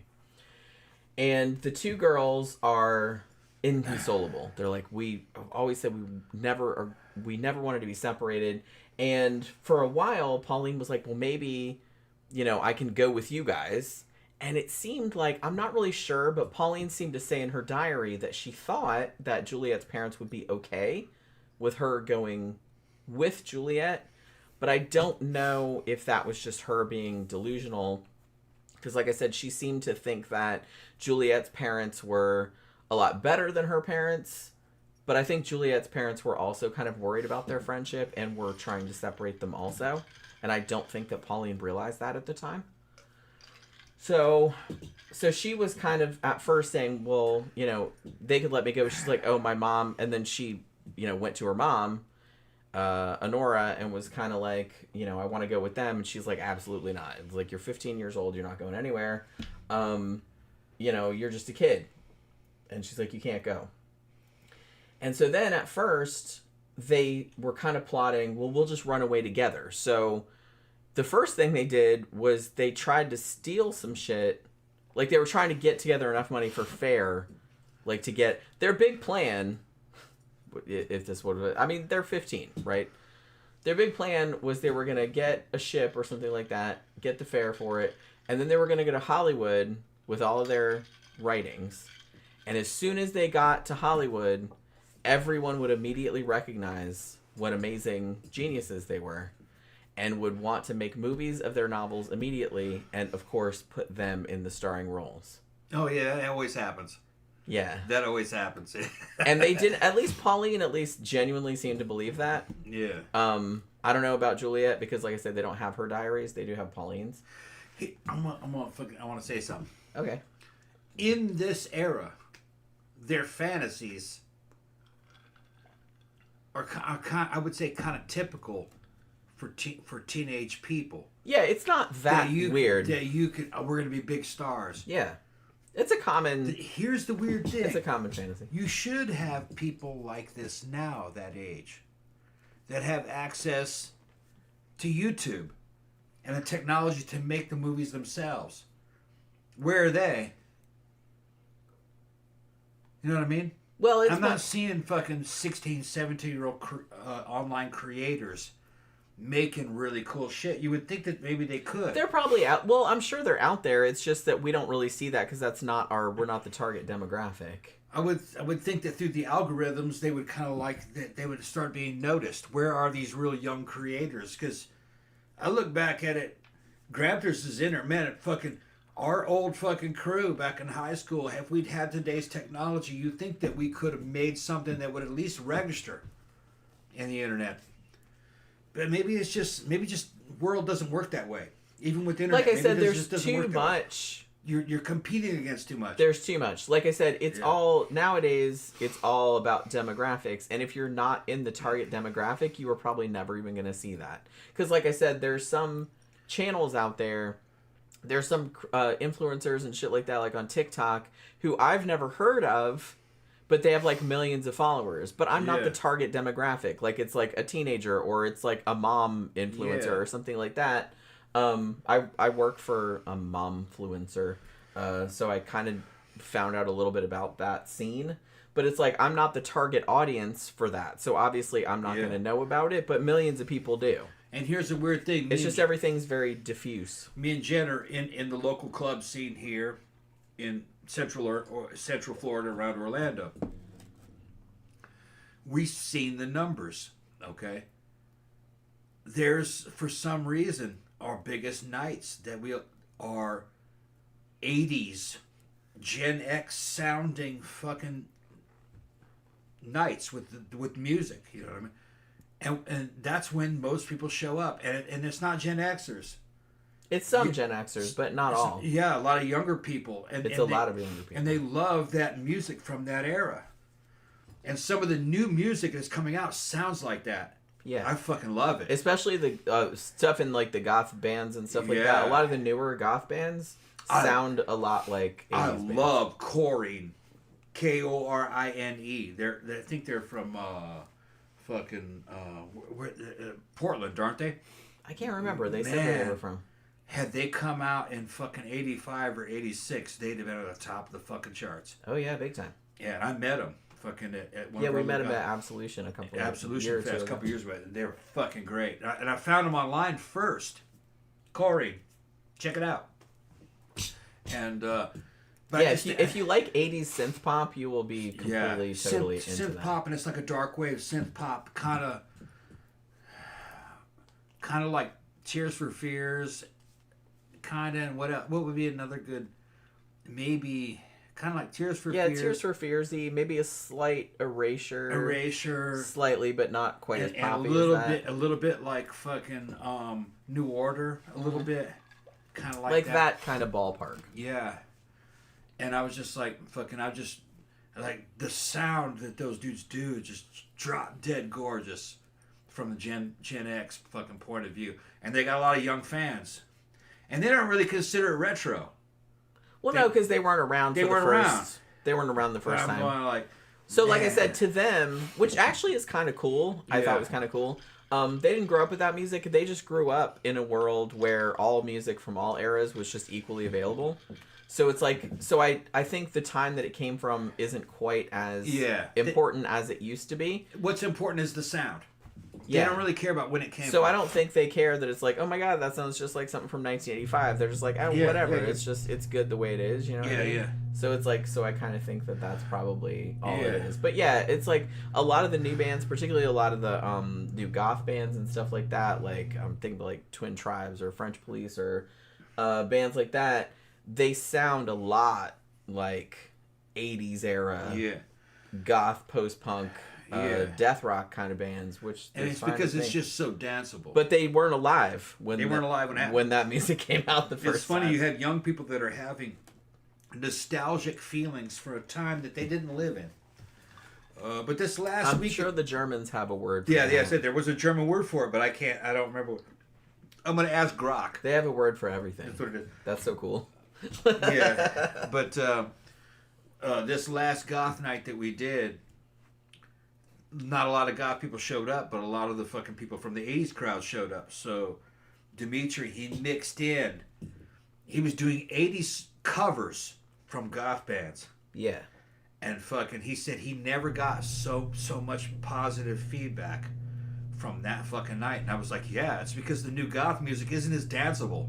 Yeah. As the 80s Gen X fucking music. The thing about it is, and I'm saying that's not even a recent phenomenon, because I was going to goth clubs back in the 90s and 2000s, and even then it was starting to go more towards EDM, and a kind of a more industrial kind of sound, which I'm not a huge fan of. A lot of it just kind of sounds the same to me, because it's all, it's all very syncopated. It's all very like, somebody growling in German or whatever. So it's like some of it's good, but a lot of it's just very samey. And I think to a point, because it feels like all the goth clubs in the 2000s particularly were just played that. Yeah. And so I kind of got sick of that. Yeah. Because I was like, I'd be at the club for like 4 hours. I'm like, is this the same song that was on? It's like, it sounds like the same song for 4 hours. What are you doing? There was no distinction between, because I like kind of a mixture, which is kind of why I end up liking the 80s nights better than most of the other ones, because at least they mix shit up, you know what I mean? It's like they'll play like the Bolshoi and they'll play like Wham, you know what I mean? So man is asking if we'd ever listen to Ghost. There was a late 90s goth band, I think it might have been German, called Ghost, that I remember hearing. I don't know if it's the same Ghost. No, I don't think so. Aren't they like death metal? Are they death metal? There was a goth band called Ghost. It was from, and I think it was German. It's probably not. I don't know if it's the same one that you're talking about. But no. You're talking about like 97, 98, around that time. I think I know who you're talking about, but I don't know if that's the same band or not. Yeah.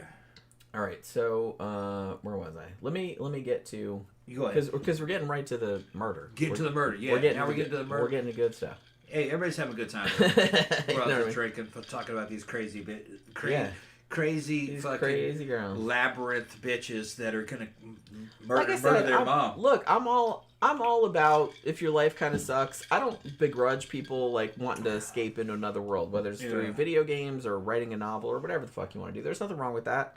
But when your shit gets so delusional that you can't like operate in the real world anymore and decide that you're gonna take out like a real ass person just because they're an obstacle to your plans, then yeah, that's obviously a problem. She said no, Ghost is from Sweden. Yeah. We may be talking about the same band. Yeah. I think it was from late 90s when I first saw it. Blonde girl, fucking red eyes, red contacts. Yeah, I remember them being pretty good. Kind of gothic industrial. Go ahead. All right. Okay, so where was I? Okay. So because Juliet was going to be sent away, and Pauline had kind of figured out that probably her mom was not going to let her go with them. Whether or not Juliet's family would have allowed that to happen, I'm not entirely sure. Hold on one second. That wasn't Ghost. I think it was called Ghosting. Oh, okay. Was the name of That's it? I may have it wrong. Because I don't think Ghosting, I think is what it was. But go ahead. Okay. Yeah. I lost my place again. Yeah, okay. I'm Yeah. So so because of that, like I said, I don't know if the family would have let her go with them. I kind of doubt it at this stage. But because they were going to be separated, they decided, or Pauline decided, and then the way I'm perceiving it, and maybe this wasn't the way it happened, but the way I perceived it was that Pauline kind of came to the decision that, well, I'm just going to have to kill my mom because she's in the way. And then I can leave with them, and we can be happy, and we can go to Hollywood and all this other kind of stuff. And then it seemed like she told Juliet about the plan, and Juliet was like kind of worried about it, but was kind of like, yeah, I guess that's what we have to do, and kind of went along with it, you know? So, in her diary, Pauline basically at first started saying stuff like, why couldn't Mother die? Dozens of people are dying all the time, thousands. Why can't this one die? So why not Mother and Father, too? Life is very hard. At first, it seems that they were going to... Well, I guess they kind of sort of did this, but they kind of botched it. They wanted to kind of make it look like an accident, obviously, because they were smart enough to know it's like, well, we don't want to get in trouble, because obviously then we'll go to prison. Our plans will be ruined. So they wanted it to look like an accident, which they tried to do, but they didn't do a very good job of it. Spoiler alert. But this was something that they started planning... a couple of weeks at least before it happened. So it seems that, at least according to Pauline's diaries, she started writing in April of 1954 in her diary ways that they could get rid of her mom, Honorah. It's like we could put poison like in her asthma bottle. Now that would maybe take too long. Or we could, give her some kind of drug. She could overdose on it. And then just like, no, that might not work. What if she doesn't die? Something like that. And then they came up with a plan, which I believe was based on, their hero, Mario Lanza, the best tenor in the world, I guess. They're like, well, we'll take her on a walk and then we'll bludgeon her to death and say that she fell. And here's the funny thing. Whenever she talked about murdering her mom in her diary, she always spelled it moiter, like she was James Cagney. We're gonna moiter her. You know what I mean? Yeah. Like she was like a 30s gangster movie. Yeah. So it's almost kind of like she was trying to put distance between it. Like we're not gonna use the word.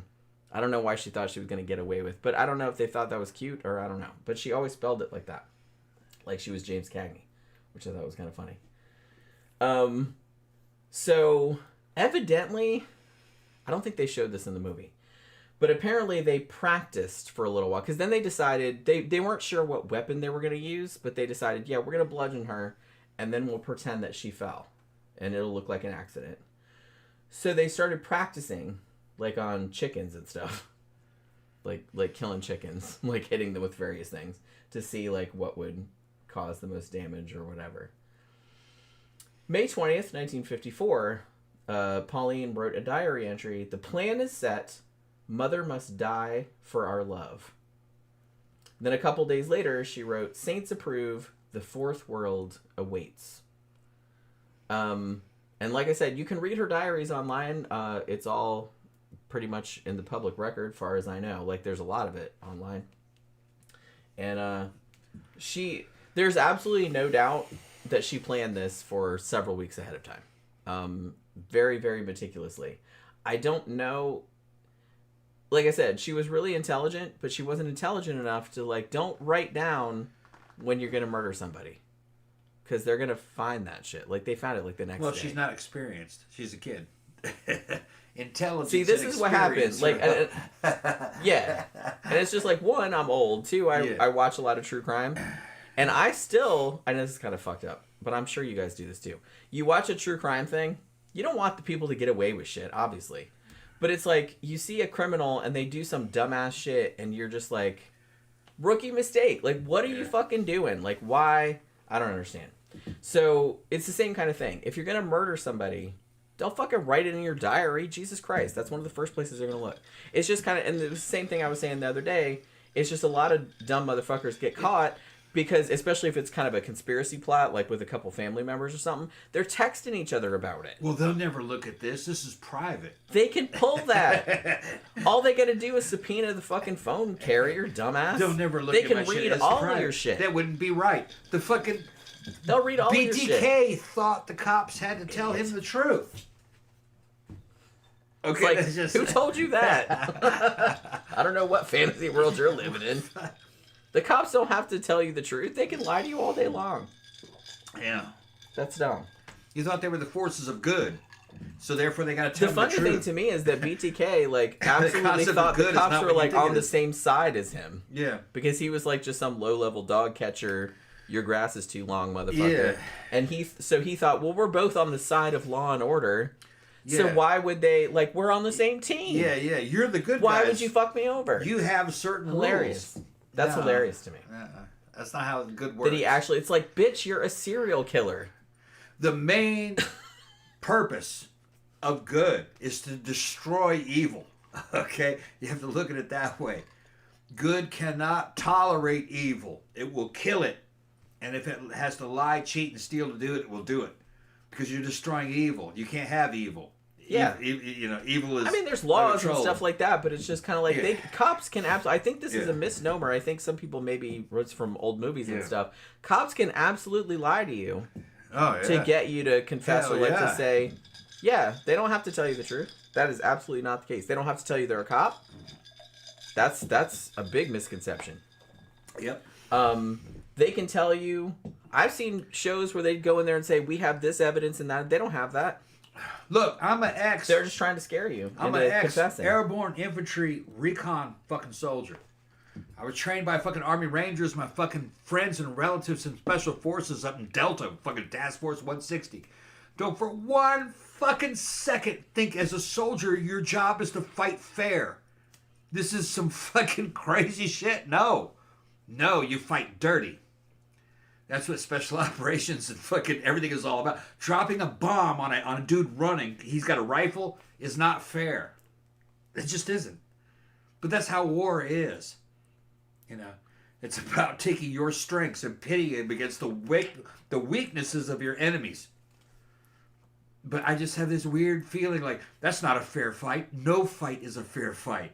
I mean, technically now. No fight is a fair fight. Like None I of them. said, I believe in, law and honor and all that kind of stuff. But if you're trying to catch a fucking serial killer, you're working for the greater good. Yeah, or you're trying to win a war. You're trying And if if you need to lie to that dumb motherfucker to get him to tell you some shit, like, hey, no, absolutely we can't find out your identity from a floppy disk. Why? No, of course we can't do that.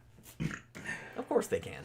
Yeah, and most of our military intelligence and special operations units, their motto, if you were to break it right down, is victory through deception.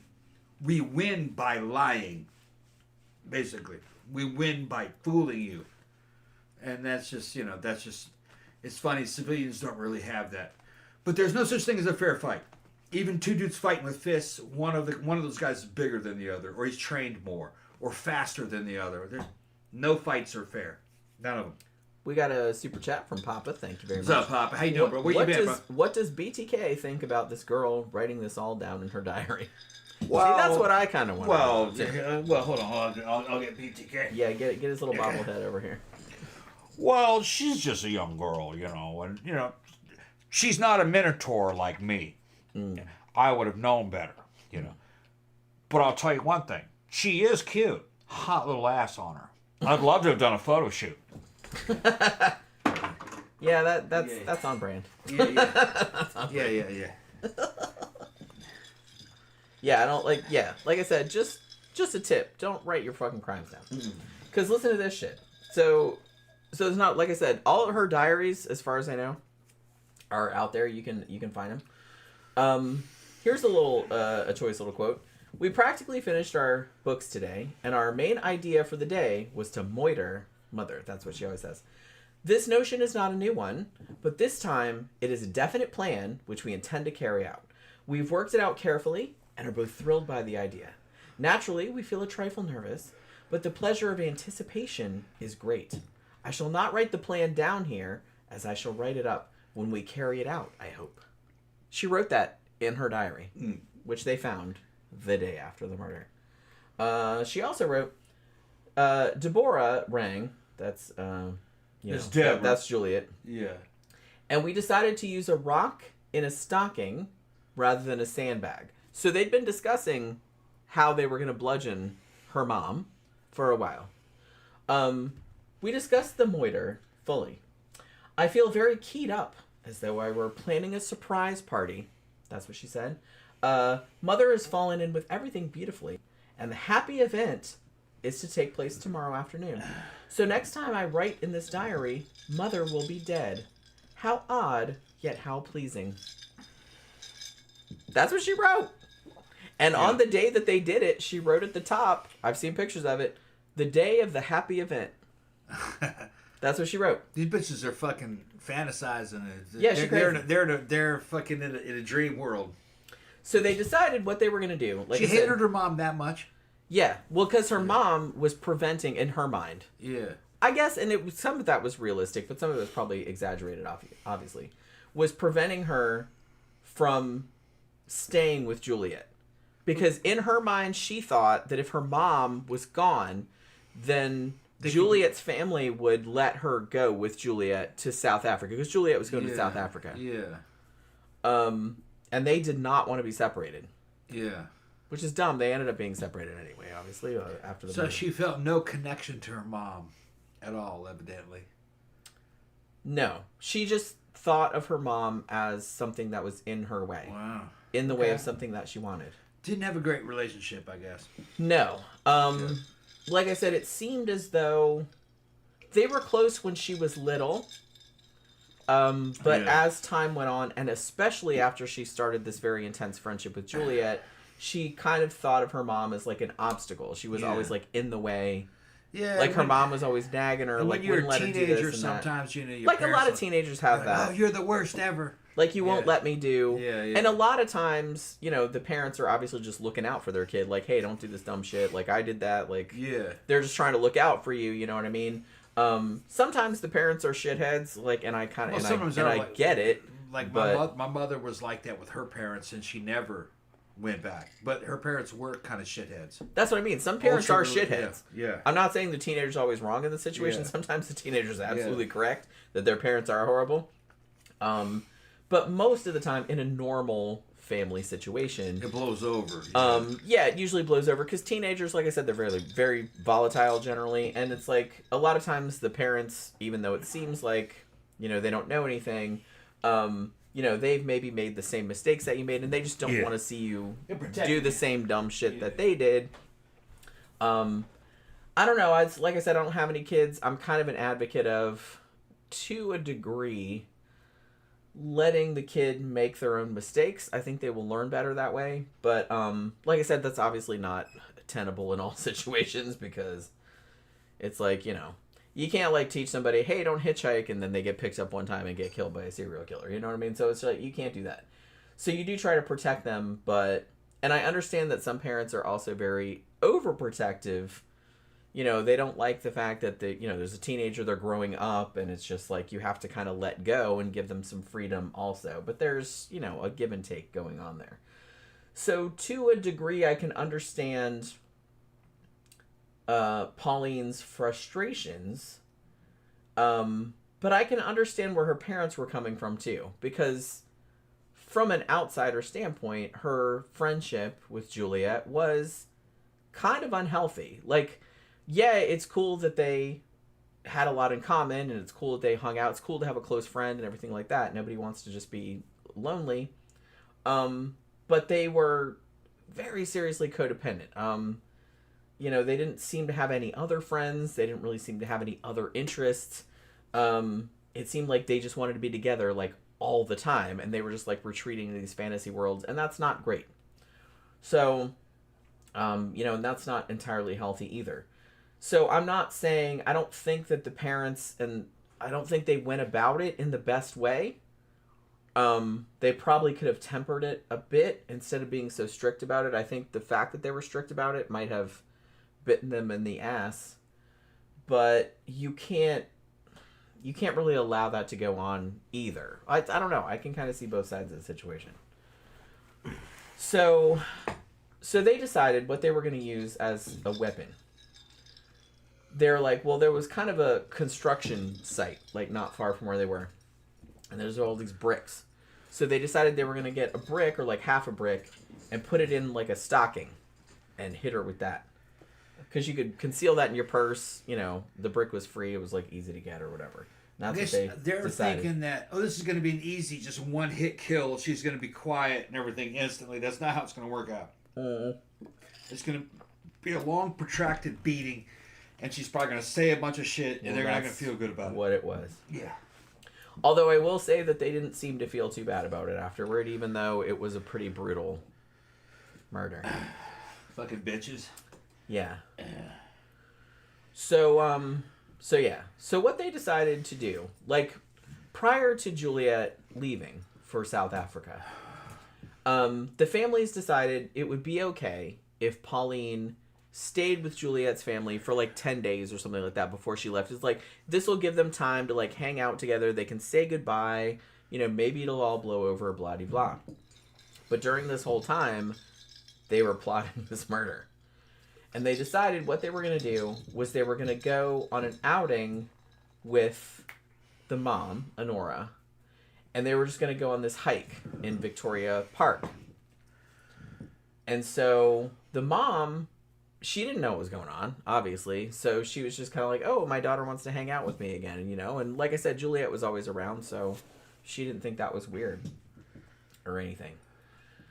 So they go out to the park and hoping it's just like, yeah, maybe we can have a talk and we can sort everything out that's going on and all this other kind of stuff. And so they go to this little, there's like a little tea kiosk. And they have tea and cakes and stuff like that. And they're just hanging out. And the girls were nervous, but I don't think the mom noticed anything amiss. At least not enough to alarm her to any great extent. And then they decide to go on this walk, which is kind of a little bit, I don't know, it was like a little bit, at least the way they showed it, it was kind of like a little bit of a, it's like a little dirt path with like all these trees overhanging. It's a little bit, I mean, people are there, but it's a little bit secluded a touch. So I think what they did was the two girls went out ahead somehow. And they had this little pink, like, jewel, or like a little pink stone or something that they found that was cool looking. And they kind of planted it in a location so at some point they could be like, hey, Mom, look at that. And then they could whack her. And that's kind of what they ended up doing. At least as they showed it in the movie, and this is probably about how it happened, I think that Juliet had the brick and the stocking in her purse. And then they were kind of like walking like one behind the other. And then at some point when they had turned around to come back, walking back toward the car, like on the hike, they said, hey, look at that pretty stone or whatever. And the mom bent over to like look at it or pick it up. And one of them, I think that Juliet maybe handed it to Pauline, because that was her mom. And Pauline struck the first blow. Now, at the first blow, at least according to reports and stuff, she basically fell to the ground because they hit her pretty hard.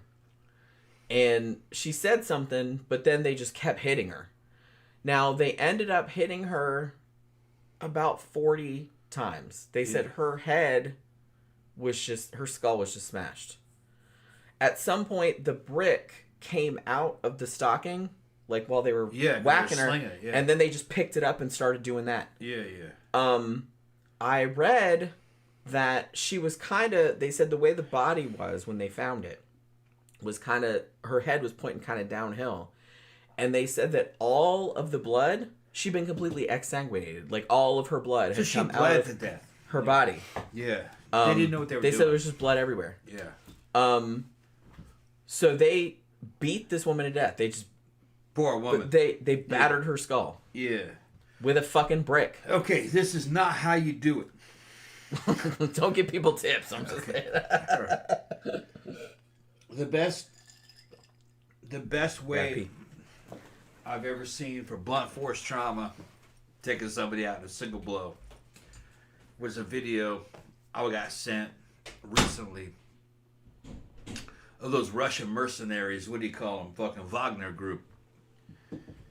They had a guy who abandoned his post and ran, and then they recaptured him, and they had him in a bunker. And Wagner Group has a death sentence for cowardice. All right, they do it with a hammer, Thor's hammer. They're very like Nordic, it's kind of their way. So they made a video of the dude, and he's sitting there on the ground.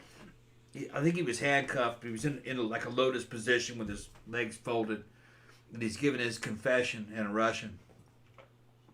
That he ran from his posts and deserted. And as he's laying there, he's got his head pressed up against a bunch of bricks. A stack of bricks that are up against the wall. He's holding them there. And there's another Wagner contractor back there with a fucking sledgehammer, and that looked like about a 20-pound sledgehammer. And as the guy's giving his confession that he ran from battle, he deserted. He's in the background. Fucking dude slings that hammer right into his head, and it kills him in a single blow. His fucking head just fucking scrunches. It was pretty fucking bad, but it's out there if you want to see it. Wagner mercenaries fucking kill. They execute a deserter. There was another one that I saw earlier where they executed a deserter up in what's that Middle Eastern country we kept trying to overthrow? Eventually we did fucking Syria. And he was a Syrian guy who Wagner got hired to run this Syrian militia. He deserted, and they smashed him to death with a sledgehammer, but they started at the feet. It was pretty bad. He screamed the whole way. And they do this on purpose, you know what I mean, in warrior cultures, to make an example. You cannot be a coward. If you run, you're leaving your friends to die. You're leaving your friends to fight for themselves. So you're a negative. And cowardice is the ultimate betrayal out of any fighting unit. So they do shit like that. Is it legal? Yes. In the contracting world, it is. Because they're outside the legal frameworks that you know. They're in another country. They've been hired to do some shit. So you got to be careful when you're serving in a mercenary army. But yeah, that's how you do it. It's got to be something heavy, a single blow, strong. And your head has to be held up against something. Because if you hit someone with a brick and the head can move, it absorbs the blow. It takes a lot. And you're dealing with girls. They don't really have the upper body strength to really sling a good weight. Well, from what from what I read about how they found the body. Yeah. It looks like the mom, because I think she was bending over because she was picking the thing up. And I think the first blow, she fell. And then they immediately just started whacking her. So I don't think she had time to get up, it seemed like. Because she was still kind of in the same position. And like I said, her head was pretty much obliterated. They said her face was so swollen that she was barely recognizable. And almost all of her blood had come out. Yeah, what you're dealing with very amateur girls. Well, yeah, they hadn't really. They have never killed anybody. They've never been rendered unconscious. Never really been in a fight. They don't know what they're into. They think with that fucking brick in a fucking sock that it'll be over in one blow, and they'll never know what happened. No. This is by experience, my own experience. The most humane way to go is strangulation. If somebody puts you into a sleeper hold, It's a very peaceful way to go. We used to do it to each other in the Army all the time as a joke. I've been fucking asleep just and you just go out. Now they let go of you, you come right back. But you would never, it's not a bad way to go. Okay? So if you, that's the thing that the girls didn't know. All they had to do was just wrap something around her neck and Well, they were trying. it's only a few seconds. They were trying to make it look like an accident, and Yeah, obviously a strangulation would not look like an accident. Yeah. But the dumb thing about this was that this also did not look like an accident. That don't look like an accident either. Because here's what they did. So they bashed this poor woman in the head. Yeah. 40 odd times. Yeah. Because and they both participated. Like I said, the brick came out of the stocking, and then they just picked up the brick and kept on going. Yeah. And busted her skull all open. And then they went running back down the path, back to the little tea cafe, the kiosk thing, where they had tea earlier. They were both covered in blood. Mummy fell. Yeah. Like, there's been a terrible accident. She's really hurt. Please come help. So the guy that owned the tea kiosk, he's like, holy shit. So he goes running in there. And even he wasn't even a cop. And even he came and said, that doesn't look like she fell. And so, but he called the cops. And the cops came. And the cops immediately were like, I don't look like she fell. Like, nobody's head gets that fucking busted up just from falling down. You know what I mean? So they immediately knew, like, something sus was up. Now, the girls were initially allowed to go home. And they said, oh, there was a terrible accident. Like, Mummy slipped and fell on the bridge or whatever, and she busted her head open, and we don't know how it's going to be or blah, blah, blah. But, obviously she was dead at the scene. Now, as I said, almost immediately, the cops were like, this is obviously not an accident, and the girls were the last people to be seen with her, so we got to go talk to them. Yeah. So they went to the house and talked to them, and they initially, they said the thing about it, the girls were very calm, they were very composed, they both told the exact same story. They interviewed them together at first, and they said it was kind of interesting because one of them told the story, it's like, oh, we were walking and she slipped on some mud or something like that, and she fell and busted her head and all this other stuff. And then the other was like, yep, that's exactly what happened. You know what I mean? And they're like, we need to separate them. You know what I mean? So when they separated them, they told slightly different stories. Just not that one of them had murdered them, but that, just the positions of the people were different and shit like that. So they thought that was a little fishy. So, like, I think these girls had something to do with it. And then the next day, they actually had a search warrant, and they went through the stuff, and they found Pauline's diaries. Like I said, don't write your fucking murder plans down, dumbass. You're not as smart as you think you are. So they started reading her diaries, and they were like, holy shit, she's been planning this for at least 2 weeks. And it seems like kind of happy about it. So the girls were, like, arrested pretty much immediately. And like I said, it was a huge fucking... I mean, as you can imagine, it's 1950s New Zealand. It's just a very conservative town. These two girls, all the stuff about their whole fantasy world, about their possible lesbian relationship, it was very scandalous and, very sensational. So it was all over the fucking news. They said when they went to trial, the courtroom was, like, packed every single day. It was just packed out. And it was just, like, in the fucking papers all the time. And like I said, it was kind of used later on as this, moral degeneracy of the youth of New Zealand. You know what I mean? Yeah. This is what we're talking about. It's all this American comic books and all that kind of shit, like corrupting our young people. So there was that. They didn't really seem to. They pleaded not guilty, but obviously the evidence was overwhelming, and so they were convicted. Now, because they were both minors, Juliet was 15 and Pauline was 16. Like I said, they were only a couple months apart. They basically were like, well, they specifically said, we're sending them to separate prisons. That was one thing. We don't want these two to be together because they knew what was up with that. But at first, they didn't give them a solid sentence. Like nowadays they'd be like, 20 years to life or whatever. This wasn't that. They said, you will be detained at Her Majesty's pleasure, meaning we'll let you out whenever, like when we think that it's okay to. So there was no standard sentence given. However, as it turned out, they were sent to separate prisons, and as far as I know, did not communicate with one another at the time they were in prison.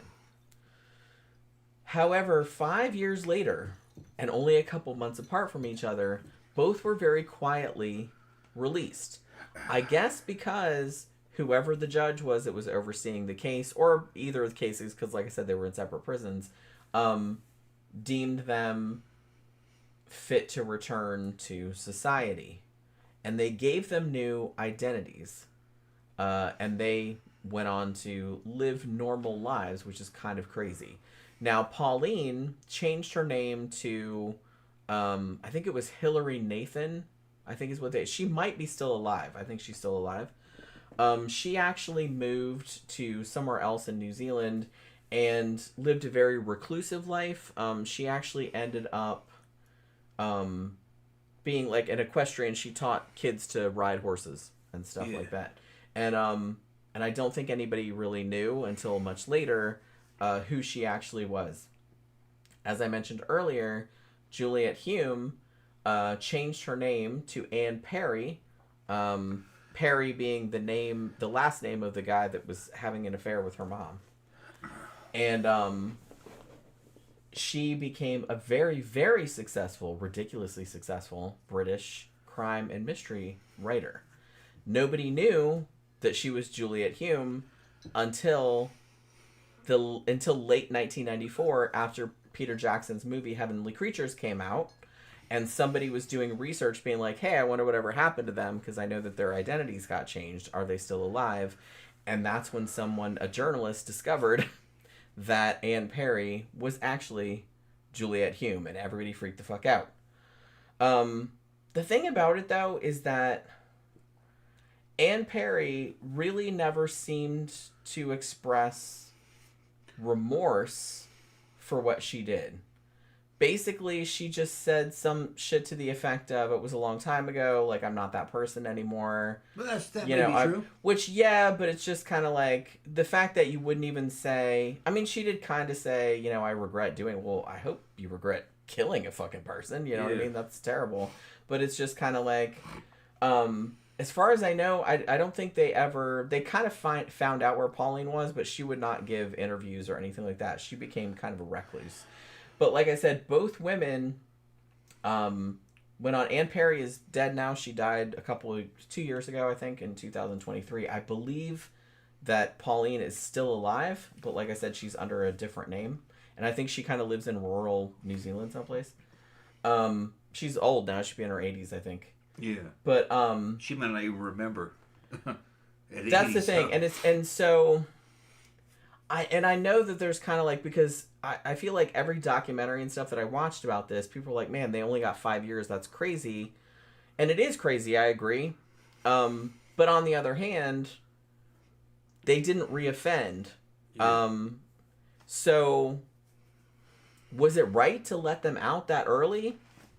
I doubt it, but it's just like, I guess in the end, it didn't end up hurting anyone else because they didn't do anything else. They just had regular ass lives like afterward, which is kind of crazy. I think that they kind of understood that the shit that had caused the murder was the intensity of their friendship and the fact that they thought they were, like, the circumstance that they thought they were going to be separated.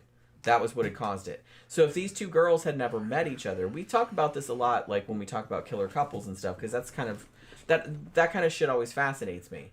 If this person had not met that person, would that person have ended up being a killer? Would either of these girls ended up being a killer if they hadn't met each other? Hard to say. Probably not. I kind of feel like this was a perfect storm of circumstances that just came together in all the wrong fucking ways. Well, you got teenage girls. Like, I'm not excusing it, but I'm just saying I don't think it would have happened. Kind of like a natural disaster. Got these teenage girls who connected to each other, and they're fucking having fantasies, and fucking their minds they're not fully formed yet, and they're and then they think the mom's breaking them up, and we got they're just kids. They don't understand the gravity of of what they're doing. But there still has to be some kind of, punishment. I mean, they for do it. have to be punished for that, obviously. Hell yeah. You would, like I said, you see what they did was inhuman. But it's also, another way you can look at it is that, it was inhuman because they were fucking stupid. Well, yeah. They didn't know what they were doing. They're kind of fucking stupid. They had come up with this plot. They were very fantasy prone. Yeah. And I think that they went through with it. I mean, they committed to the bit, but I don't think they expected it to go the way it went. I think their knowledge of it was like informed by movies and fantasy and stuff like that. Like it's easy to think of stuff, but when you're actually doing it, it's different. I don't think they were imagining it as real life. Yeah. And I think it happens a lot with some of these young fuckers. They don't realize that this is real life. Yeah. They're in a fantasy. Even in the hood, some of these young black males, they're like 14, 15, fucking shooting other people down for nothing. They don't realize the gravity of it. They listened to some rap albums. They just thought that shit was cool. Do you know what I mean? It's a similar mindset. They're in a fantasy, and a lot of and like I said, I'm not excusing it, and I'm not saying that you gotta do something to them. You have to punish them, obviously. Yeah. And I'm not saying that some teenagers, if they do something particularly egregious or something, then you really know that they knew what they were doing. Like, maybe sometimes they should be tried as adults. But I think in a lot of ways, teenagers, and I remember being one, are not. They don't have their shit together yet. They don't understand fully.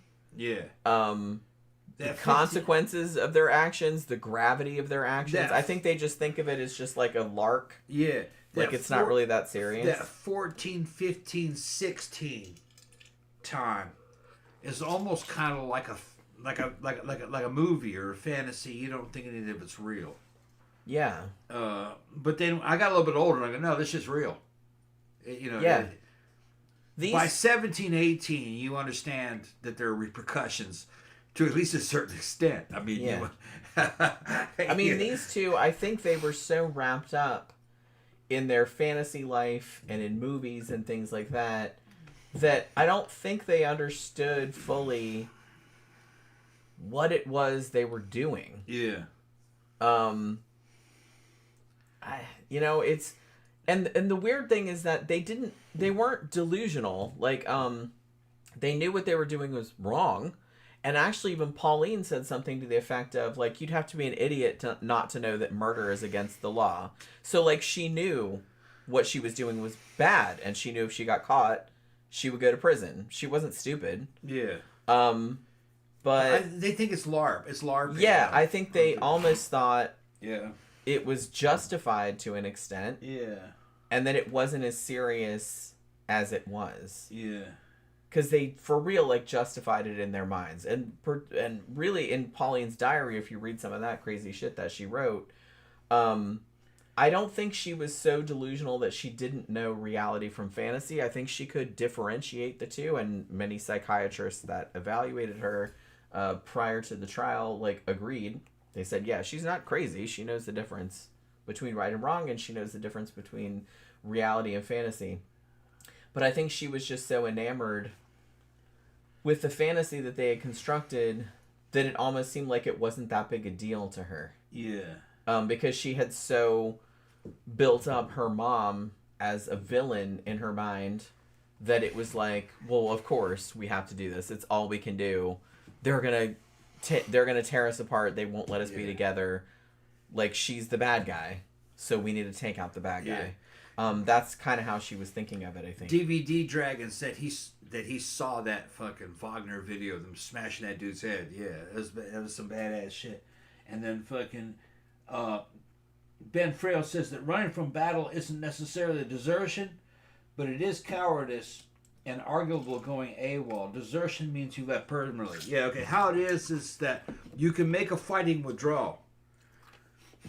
If you're getting fucking your asses beat, you can pull back off the enemy. You're trying to conserve your unit's strength. There's no reason to die in something that is useless, a useless fucking part of the fight. because you can come back later and fight. You're just fighting in another direction. What desertion is when you fucking throw your weapon and your uniform down and you leave the theater of battle and try to go back home and leave all your buddies behind to fight the war. That's desertion. That's why they smashed that dude's head. You don't do that because it's a huge blow to the unit. When one of your members says, fuck it, fuck y'all are resigned to your fate, I'm going home, I'm going back to safety. It's a huge blow to the morale. It pisses everybody off.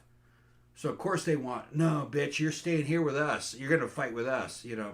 And then they kill that dude in that way to show everybody else that, to form solidarity with the unit. We're all in this together, all right? Nobody's leaving. We're going to fucking fight until it's over. So that's why they did that. That's why I don't have anything against Wagner. That's how you do it. That's a mercenary group, too. They're not drafted. Those dudes signed a contract. They're professionals. And professionals do not fucking desert. You just don't do that. You're there with your brothers. You're going to fight till the shit's over. To the death. You know, till victory. That's just how it is. I will note, too, I forgot to mention this, but both women, later on, converted to different religions. Pauline, a.k.a. Hillary Nathan, became a devout Catholic. I think she even thought about becoming a nun for a while. While Juliet, a.k.a. Anne Perry, became a Mormon. A Mormon? Wow, that's weird. Interestingly. Not saying that had anything to do with their... Because I'm going to say, I never got the impression that they felt particularly bad about what they did. I mean, maybe they did. I think they felt bad they got caught. You know what I mean? I don't know if they actually felt... Nothing that I read about Anne Perry or anything like that gave me the impression that she felt bad about it. I think she kind of said, well, it was a long time ago, and which is true, but it was a murder. I mean, for Christ's sake. So you'd think she would at least, like, give lip service to, like, yeah, man, I shouldn't have done that and stuff like that. Which maybe she did, but I didn't really see anything like that. Rowan said, teenagers go through a stage of development when they lack empathy. Oh, yeah, big time. And with that lack of empathy, they were isolated enough to be detached from reality enough to separate their emotions from the act. And I think that's probably what happened here. Like I said, they were cognizant enough to know that it was bad, what they were doing was wrong, and that if they got caught, they would go to prison. Like, they weren't dumb. They knew that. But I think in their minds, the fantasy was so powerful, and their friendship or their relationship or love for each other was so powerful that they thought that that justified anything. And I think, to an extent, they thought that they were superior to others. So they were kind of like operating on a higher morality, maybe. That's typical teenager behavior, though. And like I said, That's a lot typical. of teenagers That's typical. have that mindset. Yeah. Obviously, even ones that don't murder people, because most of them don't. But they do feel like You're set above and that you're above everyone else. You're better than everyone. Grampters, bro. You know how we all were when we were in high school. Most teenagers are like It's that. like that. You think you're special. Yeah. You don't realize that all the other teenagers were kind of like you anyway. There's a lot of other people, and that you don't really know shit yet. No. You don't understand. You're very narrow spectrum when you're a kid. You just don't know. But that's probably what they were doing. And the I thing put about it, myself though, in is that you can tell them, if you're an old person like we are, and you can tell them all day long, you don't know shit. You don't know shit. They won't listen to you. They won't listen to you. They have to figure it out on their own. Everybody Yeah. does. Everybody goes through Yeah, it. I'm not saying you shouldn't bother telling them that. I'm just saying it's not going to do any good. Yeah, and you can come It's and not go. going to do any good. You can come in at them and go, look, man, yeah, you're pretty cool for your age. You do have talent for your age, but really in the big spectrum, you're not that. You're really a shit. There's got other people. You don't have power. You don't have money. I think You don't. I don't think have experience. becoming an adult Yeah. is realizing that You have limitations. you're Yeah. just a motherfucker like all the Yeah. other motherfuckers. Right, like yeah. everybody has their own cool shit going on. Yeah. I'm not saying everyone's lame or anything like that, but you're not any better than anybody else. You're not fucking special. You just got to do shit the way other people do shit. Like, you're just a regular ass person. I know that sucks to realize, but that's kind of what being a grown up is. But I understand. Because I was the same. I was a teenager too, as all of you were. And you understand when you're a teenager, you just because of your heightened emotions, your hormones and everything like that. It's, I'm gonna do this, that, and the other. Like everything is epic, you know, like everything's, you're super special and you're like so much better and you're this and that and the other. And you have main character syndrome, like a motherfucker. Yeah, big time. And almost all teenagers have that. Yeah. Like I didn't, but most teenagers do. I had it. I had main character syndrome. Fucking right. I'm gonna be totally honest. I kind of still do. I was gonna say you still do. But I laugh at my main character syndrome. I know what it is. And, and I have empathy. You can ask Jen. I'm friendly to everybody I know. If I return whatever energy you give me. You're cool to me. I'm cool with you. Yeah. That's like that. But you I love think, me. I love you. Yeah. You're a dick to me. I fuck you up. Everybody should kind of be like that. That's the way humans are, right? Yeah. You know, it's just people that are dicks to people for no reason. Yeah. Oh, yeah, that's another thing. If I see somebody being a dick to somebody else and I don't understand it, I'm gonna fuck you up. Yeah, because why would you be that way? Why would I do that? Yeah. Right. But that's normal simian primate behavior. Yeah, that's most animals are like that. They know what unfairness is. Fucking hey, the dogs are like, you gave him too much. Yeah, they understand. They understand all that. They understand. I've seen photographs of one animal. They're all different species. The cat is attacking the chicken, and the dog is stopping the cat from attacking the chicken. Hey, stop that! Don't That's fuck it over the chicken, right? Yeah. That chicken is my friend. Yeah. Or the dog's thinking, I want to eat that chicken later. No, the fucking dog was going, leave the chicken alone. Quit fucking with the chicken. Yeah. Keep fucking that chicken. Yeah. But yeah. So I feel like to an extent, this is like the worst aspect of teenagers, like writ large. Like most teenagers have this overblown sense of importance, this overblown sense that they're better than everybody, they're smarter than everybody, they know better than their parents, this, that, and the other. Pretty much all teenagers around the world, as far as I know, like have that feeling. But these two obviously took it to a way different level. And as I said, they didn't do anything afterward. Violent crime or anything. Obviously, they just lived regular ass lives, which, that's good. But I don't know if they ever felt bad. Maybe they did. I'm sure they did. Yeah, about what they probably did. They probably knew that that was fucked up. Shit, man, if I did something like that when I was a teen, I would never get over that. Yeah. I would never get over it. I'd probably like fucking off myself like later because I felt so fucking bad about it. But it's just I think they rationalized it. I'm sure they did. They're like, well, I was young. I didn't. Yeah. Like I didn't know any better. Yeah. But like I said, your mom didn't fucking ask for that. Maybe she sucked. I don't know. But it's like she didn't fucking ask for that. Jesus Christ. Thought she sucked at the time. Yeah. I've heard comments on other videos about this kind of subject before where like, yeah, I hated my fucking parents and shit.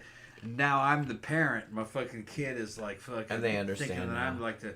And then somebody chimes in and goes, yeah, I've been there. But the thing is fucking now I thank my mom for stopping me from the shit that I was trying to do back then. Fucking.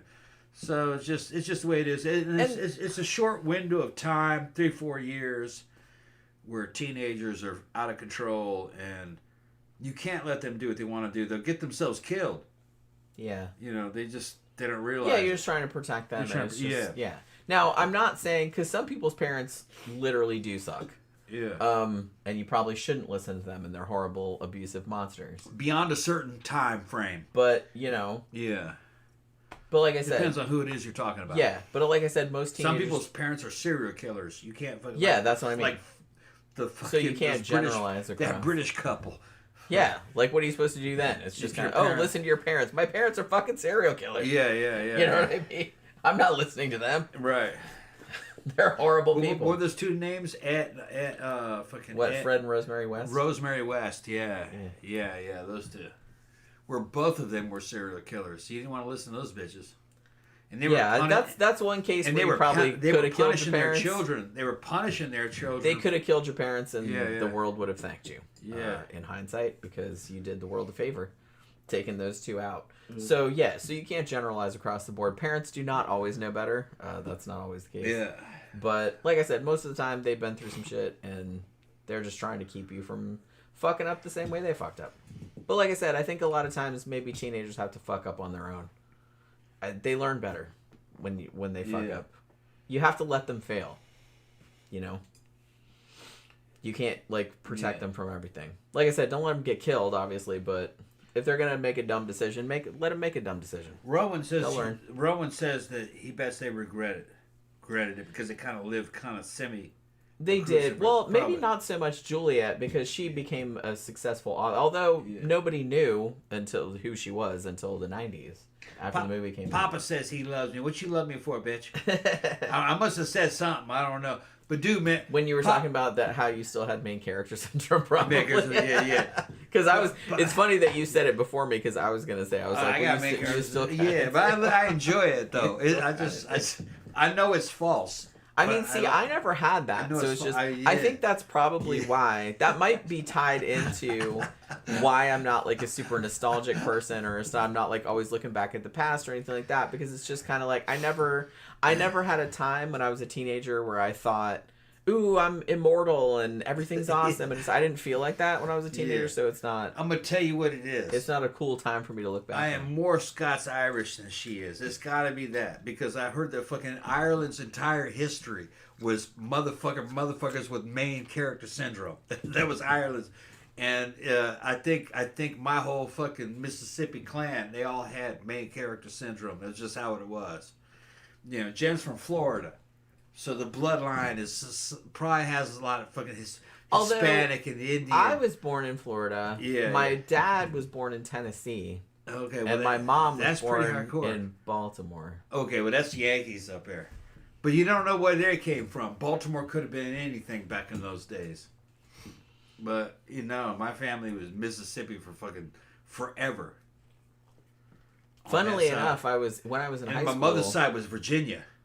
Forever. When I was in high school, I was one of 2 people that I knew that were actually born in Florida. Okay. Like my friend Christy was from Gainesville, but everybody else was from someplace else. Yeah, I just have a feeling. I'm looking at history, my family history, and world history. I'm very Irish in the way that would they do shit, and I'm like, yeah, that's it makes sense to me. You know. Yeah. It makes sense to me the way they do things. So, and you know, that's Mississippi was like that, mixed with Scotland. But you know what I mean? Fucking,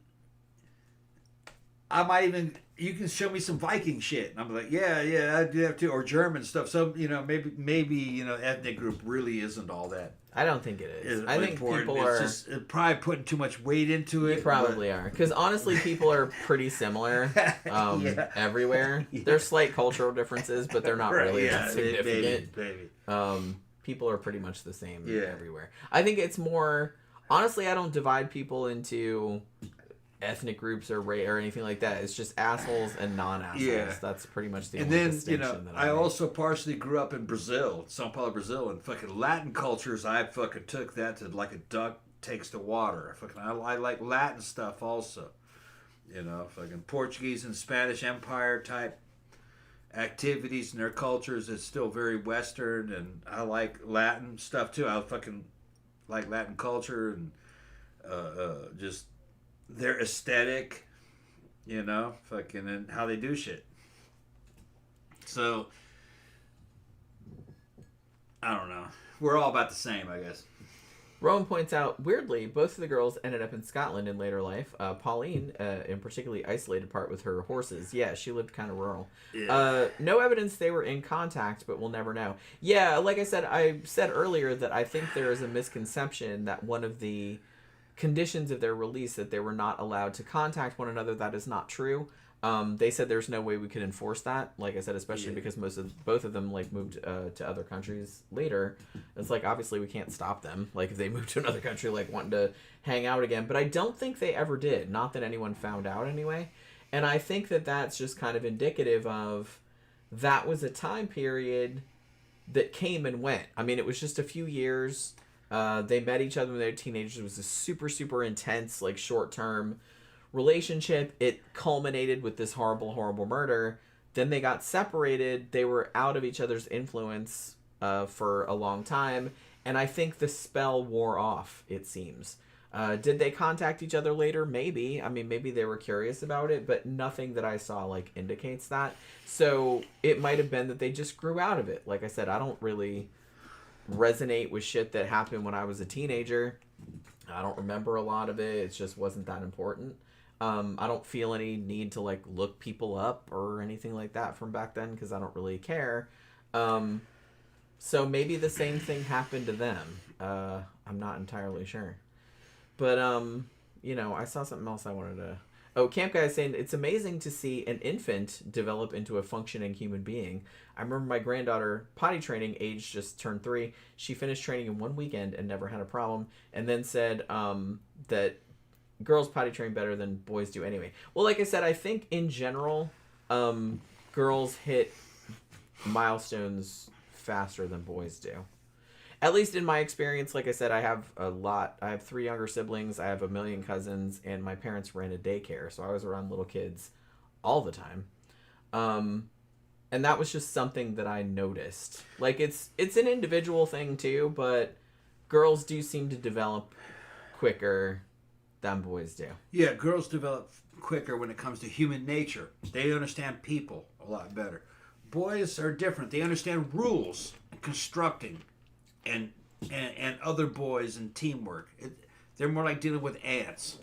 They like to break things and to build things. It's a different. Yeah, I have brothers. They do, and my brothers are super cool. Things.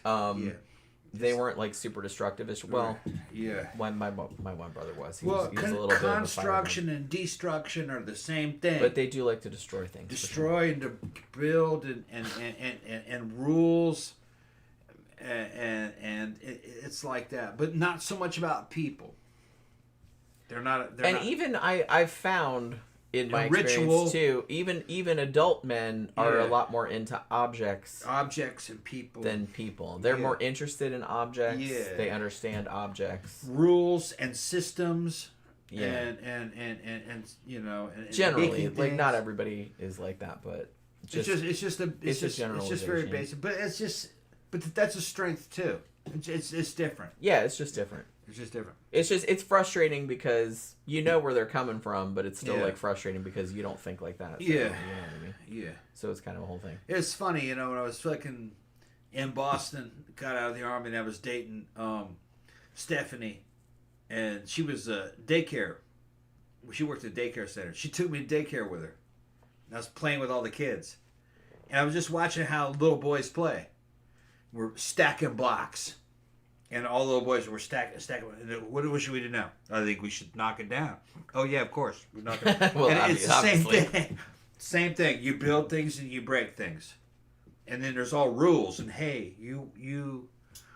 But it's not about people, feelings, and shit. But it's just the way little boys are. It's not bad. I will say different. that, like I said, you know, I have a brother who's 4 years younger. And when we were kids... we used to like to build things together. Yeah. Legos. We loved Legos. So we would build like all buildings and stuff like that. He didn't necessarily always want to knock them down. My brother's thing was setting shit on fire. Ooh, he loved setting Well, that's fires. breaking things. That's breaking things.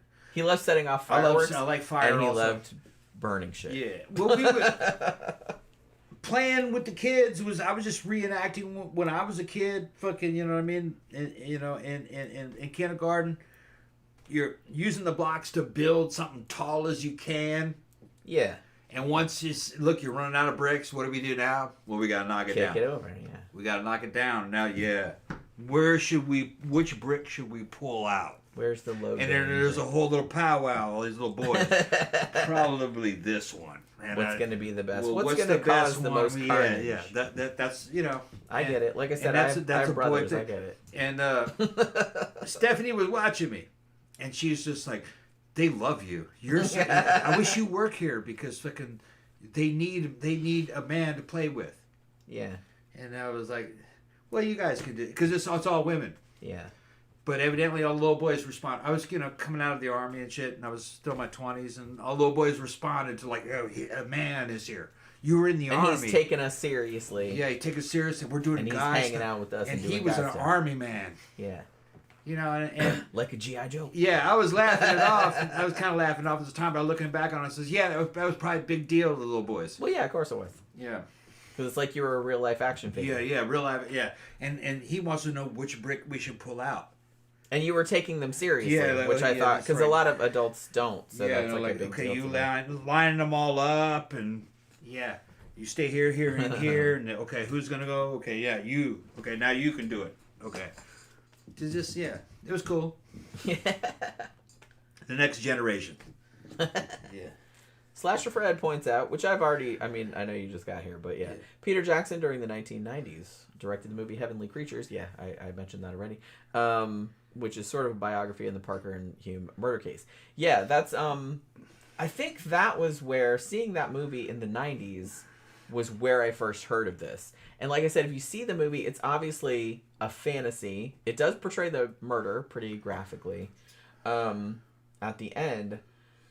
But it goes a lot into the girl's psychology and into the fantasy world they created. And it kind of like visualizes that. Like, has like a lot of clay figures, like life-size clay figures, and there's fantasy worlds with castles and stuff like that in it.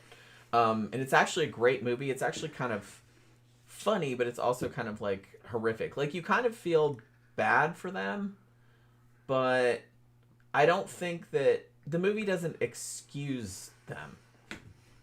It's just kind of trying to show the depth of their delusion, I guess, and like the reasons behind what they did. But it's a great movie if you haven't seen it. Like I said, somebody uploaded it on YouTube. I rewatched it. I'd seen it before, but I rewatched it again yesterday in preparation for the show because I had forgotten a lot of stuff about it. And honestly, they took a lot of it from Pauline's diaries, so a lot of it is very, very accurate, like, to what actually happened. Like, it's a little bit exaggerated, obviously, for fictional purposes, but a lot of the stuff that happens in it is right out of her diaries, so it's not that out. It's not out there. Grampter says, question: when do most goths realize they're goth? Asking on behalf of a friend. When did I realize it? I realized it before I even knew what that was. Yeah. When I was little. All right. Graham, we went to high school together. There was no word for goth when we were in high school. I didn't, yeah. And when we were a kid, we called them punkers. Yeah, I remember little that. punk rock girls and stuff. Anybody who was not mainstream was, nowadays you would call goth. Steve would have been a goth. But he would have been like kind of like a black metal type goth, been like that. But he would have been kind of like a goth because that didn't exist then. Now, with the rules now, I think would be very different. But now it would be if you show up to the club on the right night and you are looking good and you are popular in that scene, then you're goth.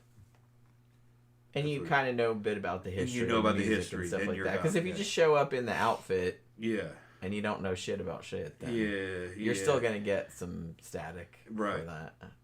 But not as much as you would have back in the day. But we've had youngsters show up in their early 20s and they look fantastic and they know the history. Yeah, you're a goth. Yeah, and I don't have a problem with that. But they have the advantage of, one, the internet. They can access all music throughout the ages and all the fashions throughout the ages. And then they have Temu. Through Temu, you can get all the fucking clothes you need and at a reasonable price. Right now, off of Temu, you could get, for $100, a fucking damn wardrobe that would have cost us $400 in the 90s. And no one could afford that shit. And you couldn't really afford that back then. So you could get... If you had one good outfit, like that was the only... You just wore that over and over. They could do 80s death rock, late 80s death rock look. They could do that for a fraction of the cost, better than you could even do that back then. I mean, they just look great. Like, they That's it. That was what we were trying to achieve. But we didn't have the means. But we didn't have the means or the money, and that was all handmade to get it to look like that. So there have been advancements in technology. But see, I mean, at least in my experience, when I was a little kid, as soon as I learned to read, when I was really little, I immediately was drawn to ghost stories, witches, horror, anything scary. I loved that shit. And I got into like the Addams Family, which was obviously in syndication. Like when I was a kid, I'm not that old, and shit like that. And so I was into all this creepy shit. And then in about the early 80s, I think I saw a Cure video somewhere. And it was like this big revelation because I didn't realize that other people were out there that were into that shit. Yeah. And that kind of blew my mind a little bit. That there was like a whole... I was like, wow, there's like music that goes with it. And there's people that are into horror and creepy shit just like I am. Because I didn't know anybody that was into that. And there was no word for it back in the early 80s. Graham. That I knew of anyway. Graham. Heidi Krapel, Little Tara, Mary Lynn. Those were the goth girls of our time. That they would have been a goth girl. We had other girls though that were more punk rock. They all became goth later, going out at fucking City Club. Okay, another one that would have been goth. Remember, Jenny Jeffries. All right, she was goth. Her sister is here. Yeah. Who's goth as shit. She's one of the fucking... Her younger sister's here. During the time Jenny Jeffries was running around, when I met Jenny, not this Jenny, the other Jenny up in Michigan, she pulled up one time, she used to stalk the shit out of me. She had a shrine built to me. Mm-hmm. She had a time shrine. Photographs and everything. Candles and photographs of me. Her little sister was a little rugrat bouncing around inside of her car. And she's a goth DJ here. Yeah, she DJs here sometimes. Yeah. So those were all goths. It's just that it hadn't solidified into that. It was very nebulous for a long time. Yeah, that word came from a Rolling Stones article about Bauhaus where they described Peter Murphy as a gothic pixie. That's where it came from. They called Joy Division Gothic too. Yeah. I can't remember which one came first. Yeah. But it was right around that same time period. They called him a gothic pixie because he wore pointed shoes. They were called pixie shoes. Little winkle pickers. Yeah, winkle pickers. Periwinkles or whatever they called it. Winkle pickers, yeah. There's a little shoe with a little pointed... Super pointed. Those are out of fucking... Those are gone. I haven't seen those in a long time. But you could wear them if you had a death rock outfit. Yeah, you could pull that off, but you'd need the whole outfit to go with it. Because if you just wore like regular ass like modern goth clothes in those, it would look a little bit weird. But if you had like a whole '80s death rock on aesthetic, and you have to be young and very skinny. Yeah, you could pull that off. That stuff. Like I said, that's kind of the cool thing about the scene is like it has trends like every other fashion scene does, but if you do it right, you can bring back some of the classics. As long as you know what you're doing. After saying the first goth video he remembers was Gary Newman Cars. No. Gary Newman's was more, he's goth friendly. Goth know him. We're going to go see him soon. He's coming He's playing here next March. Yeah, Dimitri told us about it yesterday. So we're already getting invites to go. Yeah. But we saw him before. He was more industrial. But especially later. But like in the early 80s, I mean, that's kind of industrial, but like more like new wave adjacent. Yeah. But he's definitely goth friendly. They still play some of his newer shit at goth clubs nowadays. He's got a bunch of little gothic daughters who do music too. They do. Raven. His family all does music. His whole together. It's pretty cool. All his descendants are little goth chicks. Yeah, Raven is one of them. And they do music and they're on videos with him, and then they do their own little concerts. Cute little goth chicks. I think his wife is American. Yeah, I don't know. Yeah. Now, Grabther says, I kind of wanted to go a bit on this. Goths were either punk or emo. Emo was Different. that was a later Different. thing. Goth adjacent. It was kind of related. Although real goth people like made fun of like emo yeah. kid. Emo, that was like a 2000s development, I feel. They went extinct. They're not Yeah, around. yeah, you don't really say. And like I said, like people like old school goths like us, we just thought that was yeah. like the stupidest shit ever. Yeah. That was like all this hot topic Yeah. kids that used to hang out at the fucking. Yeah. And the music they listened to was it was just pop. It's pop. It was pop like pop. Pop rock kind of. It's like, ooh, I'm so emo. I Yeah. listen to like Avril Lavigne or whatever. Yeah. I'm like, although I did like that's Avril some fucking mainstream I shit. did like Avril Lavigne, but that was not goth though. That's rock. Like I It said, was major rock. that's just pop music. Pop music. It's funny that you go in Hot Yeah. Topic and it's like, ooh, they have all these Yeah. weird clothes and all this other kind of shit. And they're just playing regular ass pop music. Yeah, I'm the like, best of okay. the best of the emo girls ended up just becoming goth girls. They're not like that anymore. Yeah, that was a. It doesn't exist. Not shitting on anybody that was emo, but it's just kind of. It was kind of. We kind of laughed at that because that was a much later. Yeah.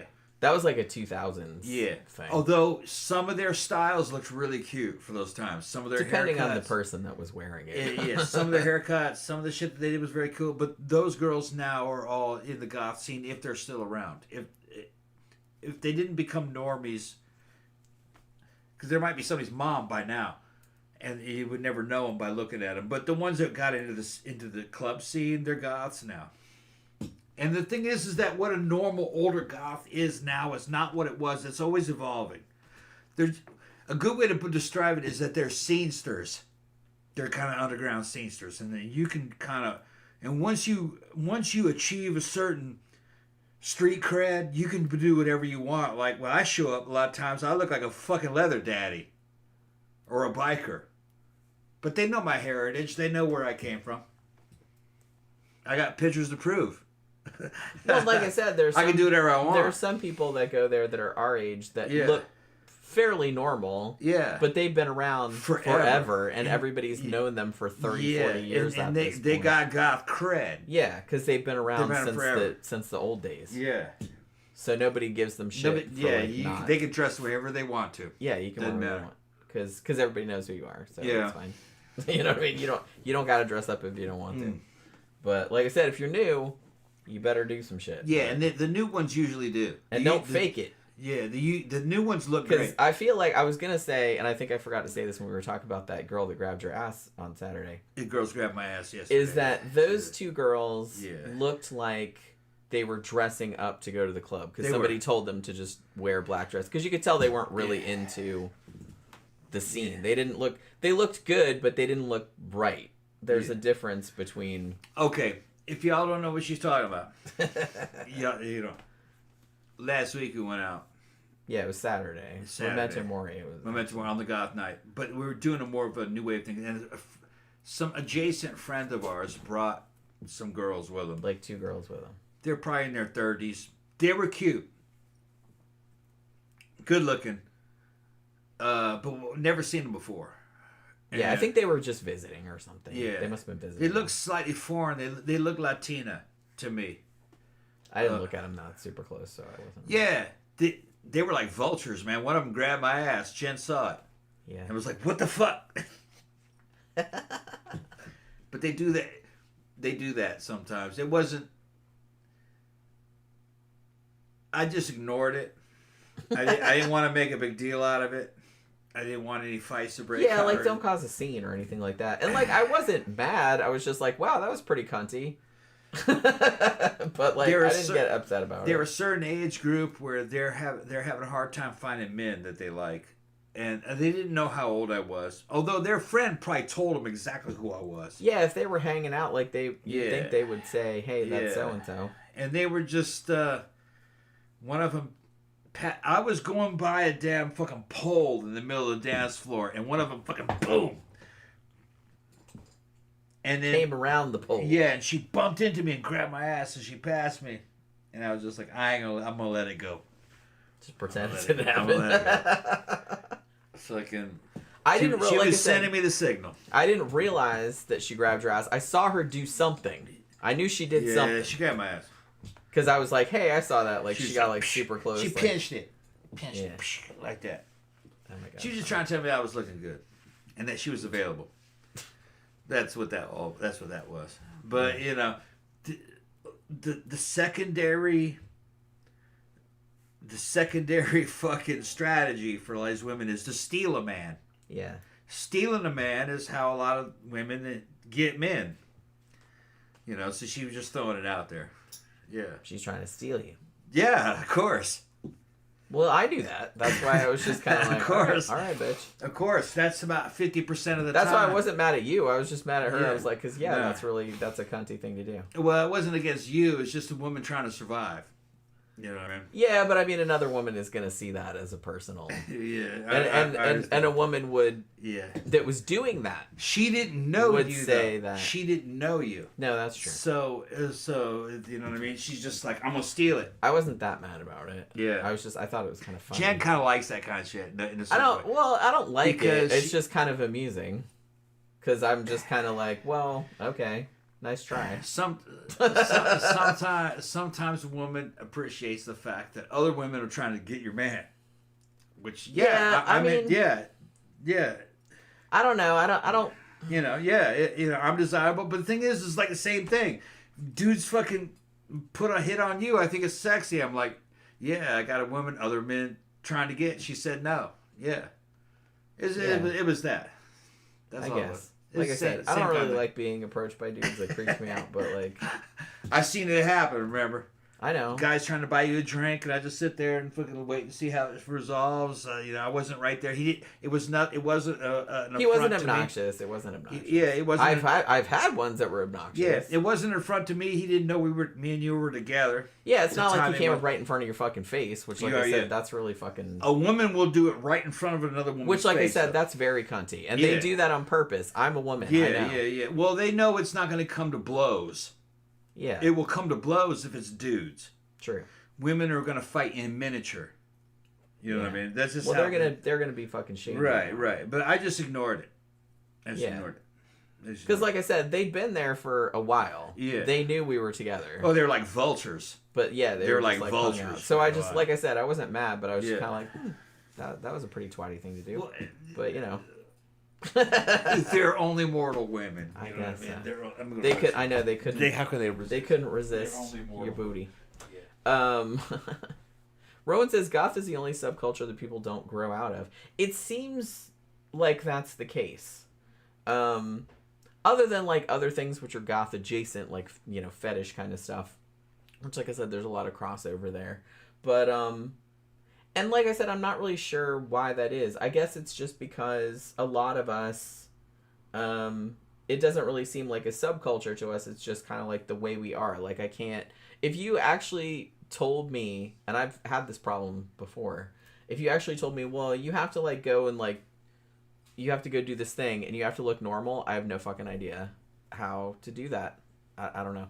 And I would probably try to do it, and I'd probably look even weirder than if I just did, if I wore what I would regularly wear.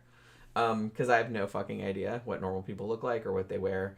Because it doesn't interest me. And I've been like this for so long that I don't...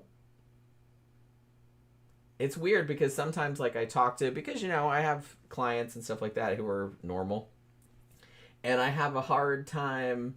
Or off a hard time, but I have to put on, like, a different persona because I can't really relate to a lot of stuff. Like, when I worked in Daytona, everybody I worked with in the office was just, like, a really normal, regular, you know, they went to church and they watched football and stuff, and I have no fucking idea about any of that kind of stuff. And so it's like they would talk about that kind of stuff and they would try to involve me, and I'm just like... I have no idea what you're talking about. It's like, I have no idea. Like, they would bring up this stuff about this, that, and the other thing. I'm just like, sorry, I have no idea what you're talking about. And I don't really want to know. Like, you guys have fun with that. So, you know, I'm not being snotty or nothing like that. I just didn't understand. Because I'm just not in that. I don't keep up with that kind of stuff. I don't have enough time. Yeah, I had just said emo's a 2000 thing. They always sucked. Yeah, I wasn't a big fan of the whole emo thing. Yeah. Like I said, they thought they were so edgy, and it was just very... No, we came before them. Yeah, like I Yeah. said, that was a much later development. That was 2000. We'd already been doing that shit for like 20 odd years at that point. Yeah, they're long and forgotten. It was a mainstream ripoff of goth. They were trying to turn, but it didn't quite work. Although I can go back in time and look and listen to that shit. It was good for that time. It's just there was no real culture behind it. It didn't have a club scene and a bunch of other stuff to support it. It was purely a hot topic. Yeah, it was like a mall thing. goth, you know. And if you were a mall goth and you were like a good one, you were gonna go to a real goth club, and when you got there, they're gonna be like, "Hey, why are you dressed like a mall goth? Like, what the fuck are you wearing?" And then that you would have for? slowly like evolved. Here, let's into- get you some real clothes. Yeah, that's what happened to him. That's what happened to him. Take off those stupid fucking Yeah, jumpers. like what? I did like the hair. I liked the belt. They usually wore white belts on the fucking black set. I thought that was kind of cute. Hair with barrettes, and I liked. But that was about it. But I just saw it as a goth offshoot. Yeah, that's You know what what I it mean? was. Yeah. But like I said, the music didn't sound. No. It all kind of sounded like sub Green Day to me. Yeah. Well, the only thing I would say that was kind of like that I did like Interpol was That's pretty not good. emo though. I wouldn't Any call of that those emo. listened to that? I think. Maybe. And fucking Avril Lavigne, I actually liked. I liked her stuff.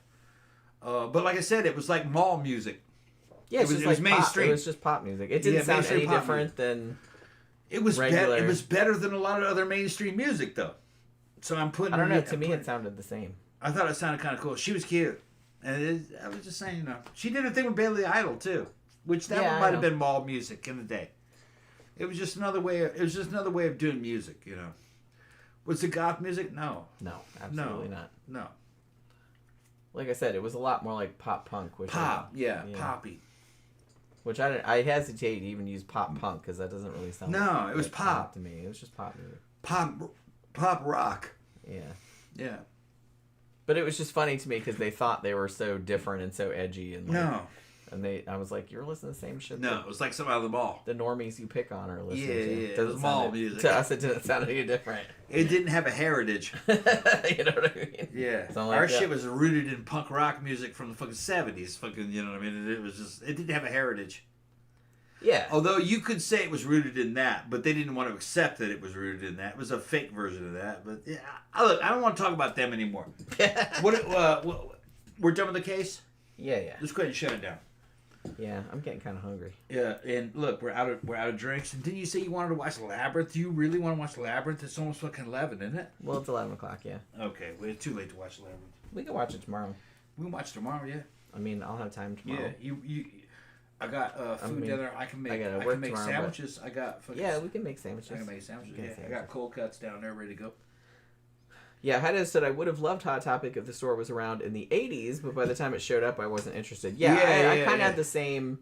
Because when it first opened, I think it opened in the mall where I lived in, like, maybe the late 90s or early 2000s. And at first, they had, like, some cool, kind of cheaper goth clothes, like corsets and stuff. And I was like, oh, cool. Like, I don't have to order them. Mid-90s. Yeah, so it must have been around then. Yeah. So for a while it was cool, but then after that it just started becoming like they never had Hot Topic anything. was okay, like 95, 6, 7. Yeah. Around there, it was pretty good. And then it slowly started to go like Green Day and fucking... It was all like pop punk shit and like... Yeah. And it was just kind of like... But when it first appeared, it was kind of like as good as a lot of the goth catalogs that we used to get. Yeah. You know what I mean? Which was in the primitive days where you could get decent boots. You could get a corset. You could get a fucking frock coat. You could get stuff like that. You could get PVC pants. And it would be like something like out of Lip Service. Yeah. So I think they sold Lip Service there. I think they did, if I'm remembering for a while, correctly. which is pretty good. Yeah. Yeah, that's some pretty good shit. Pretty good stuff. Yeah, it wasn't as good as, say, Shrine or That Black shit's Rose. that shit's expensive. But that shit was fucking super expensive. I had a couple pieces from Black Rose, but I had to save up for like a year. Yeah.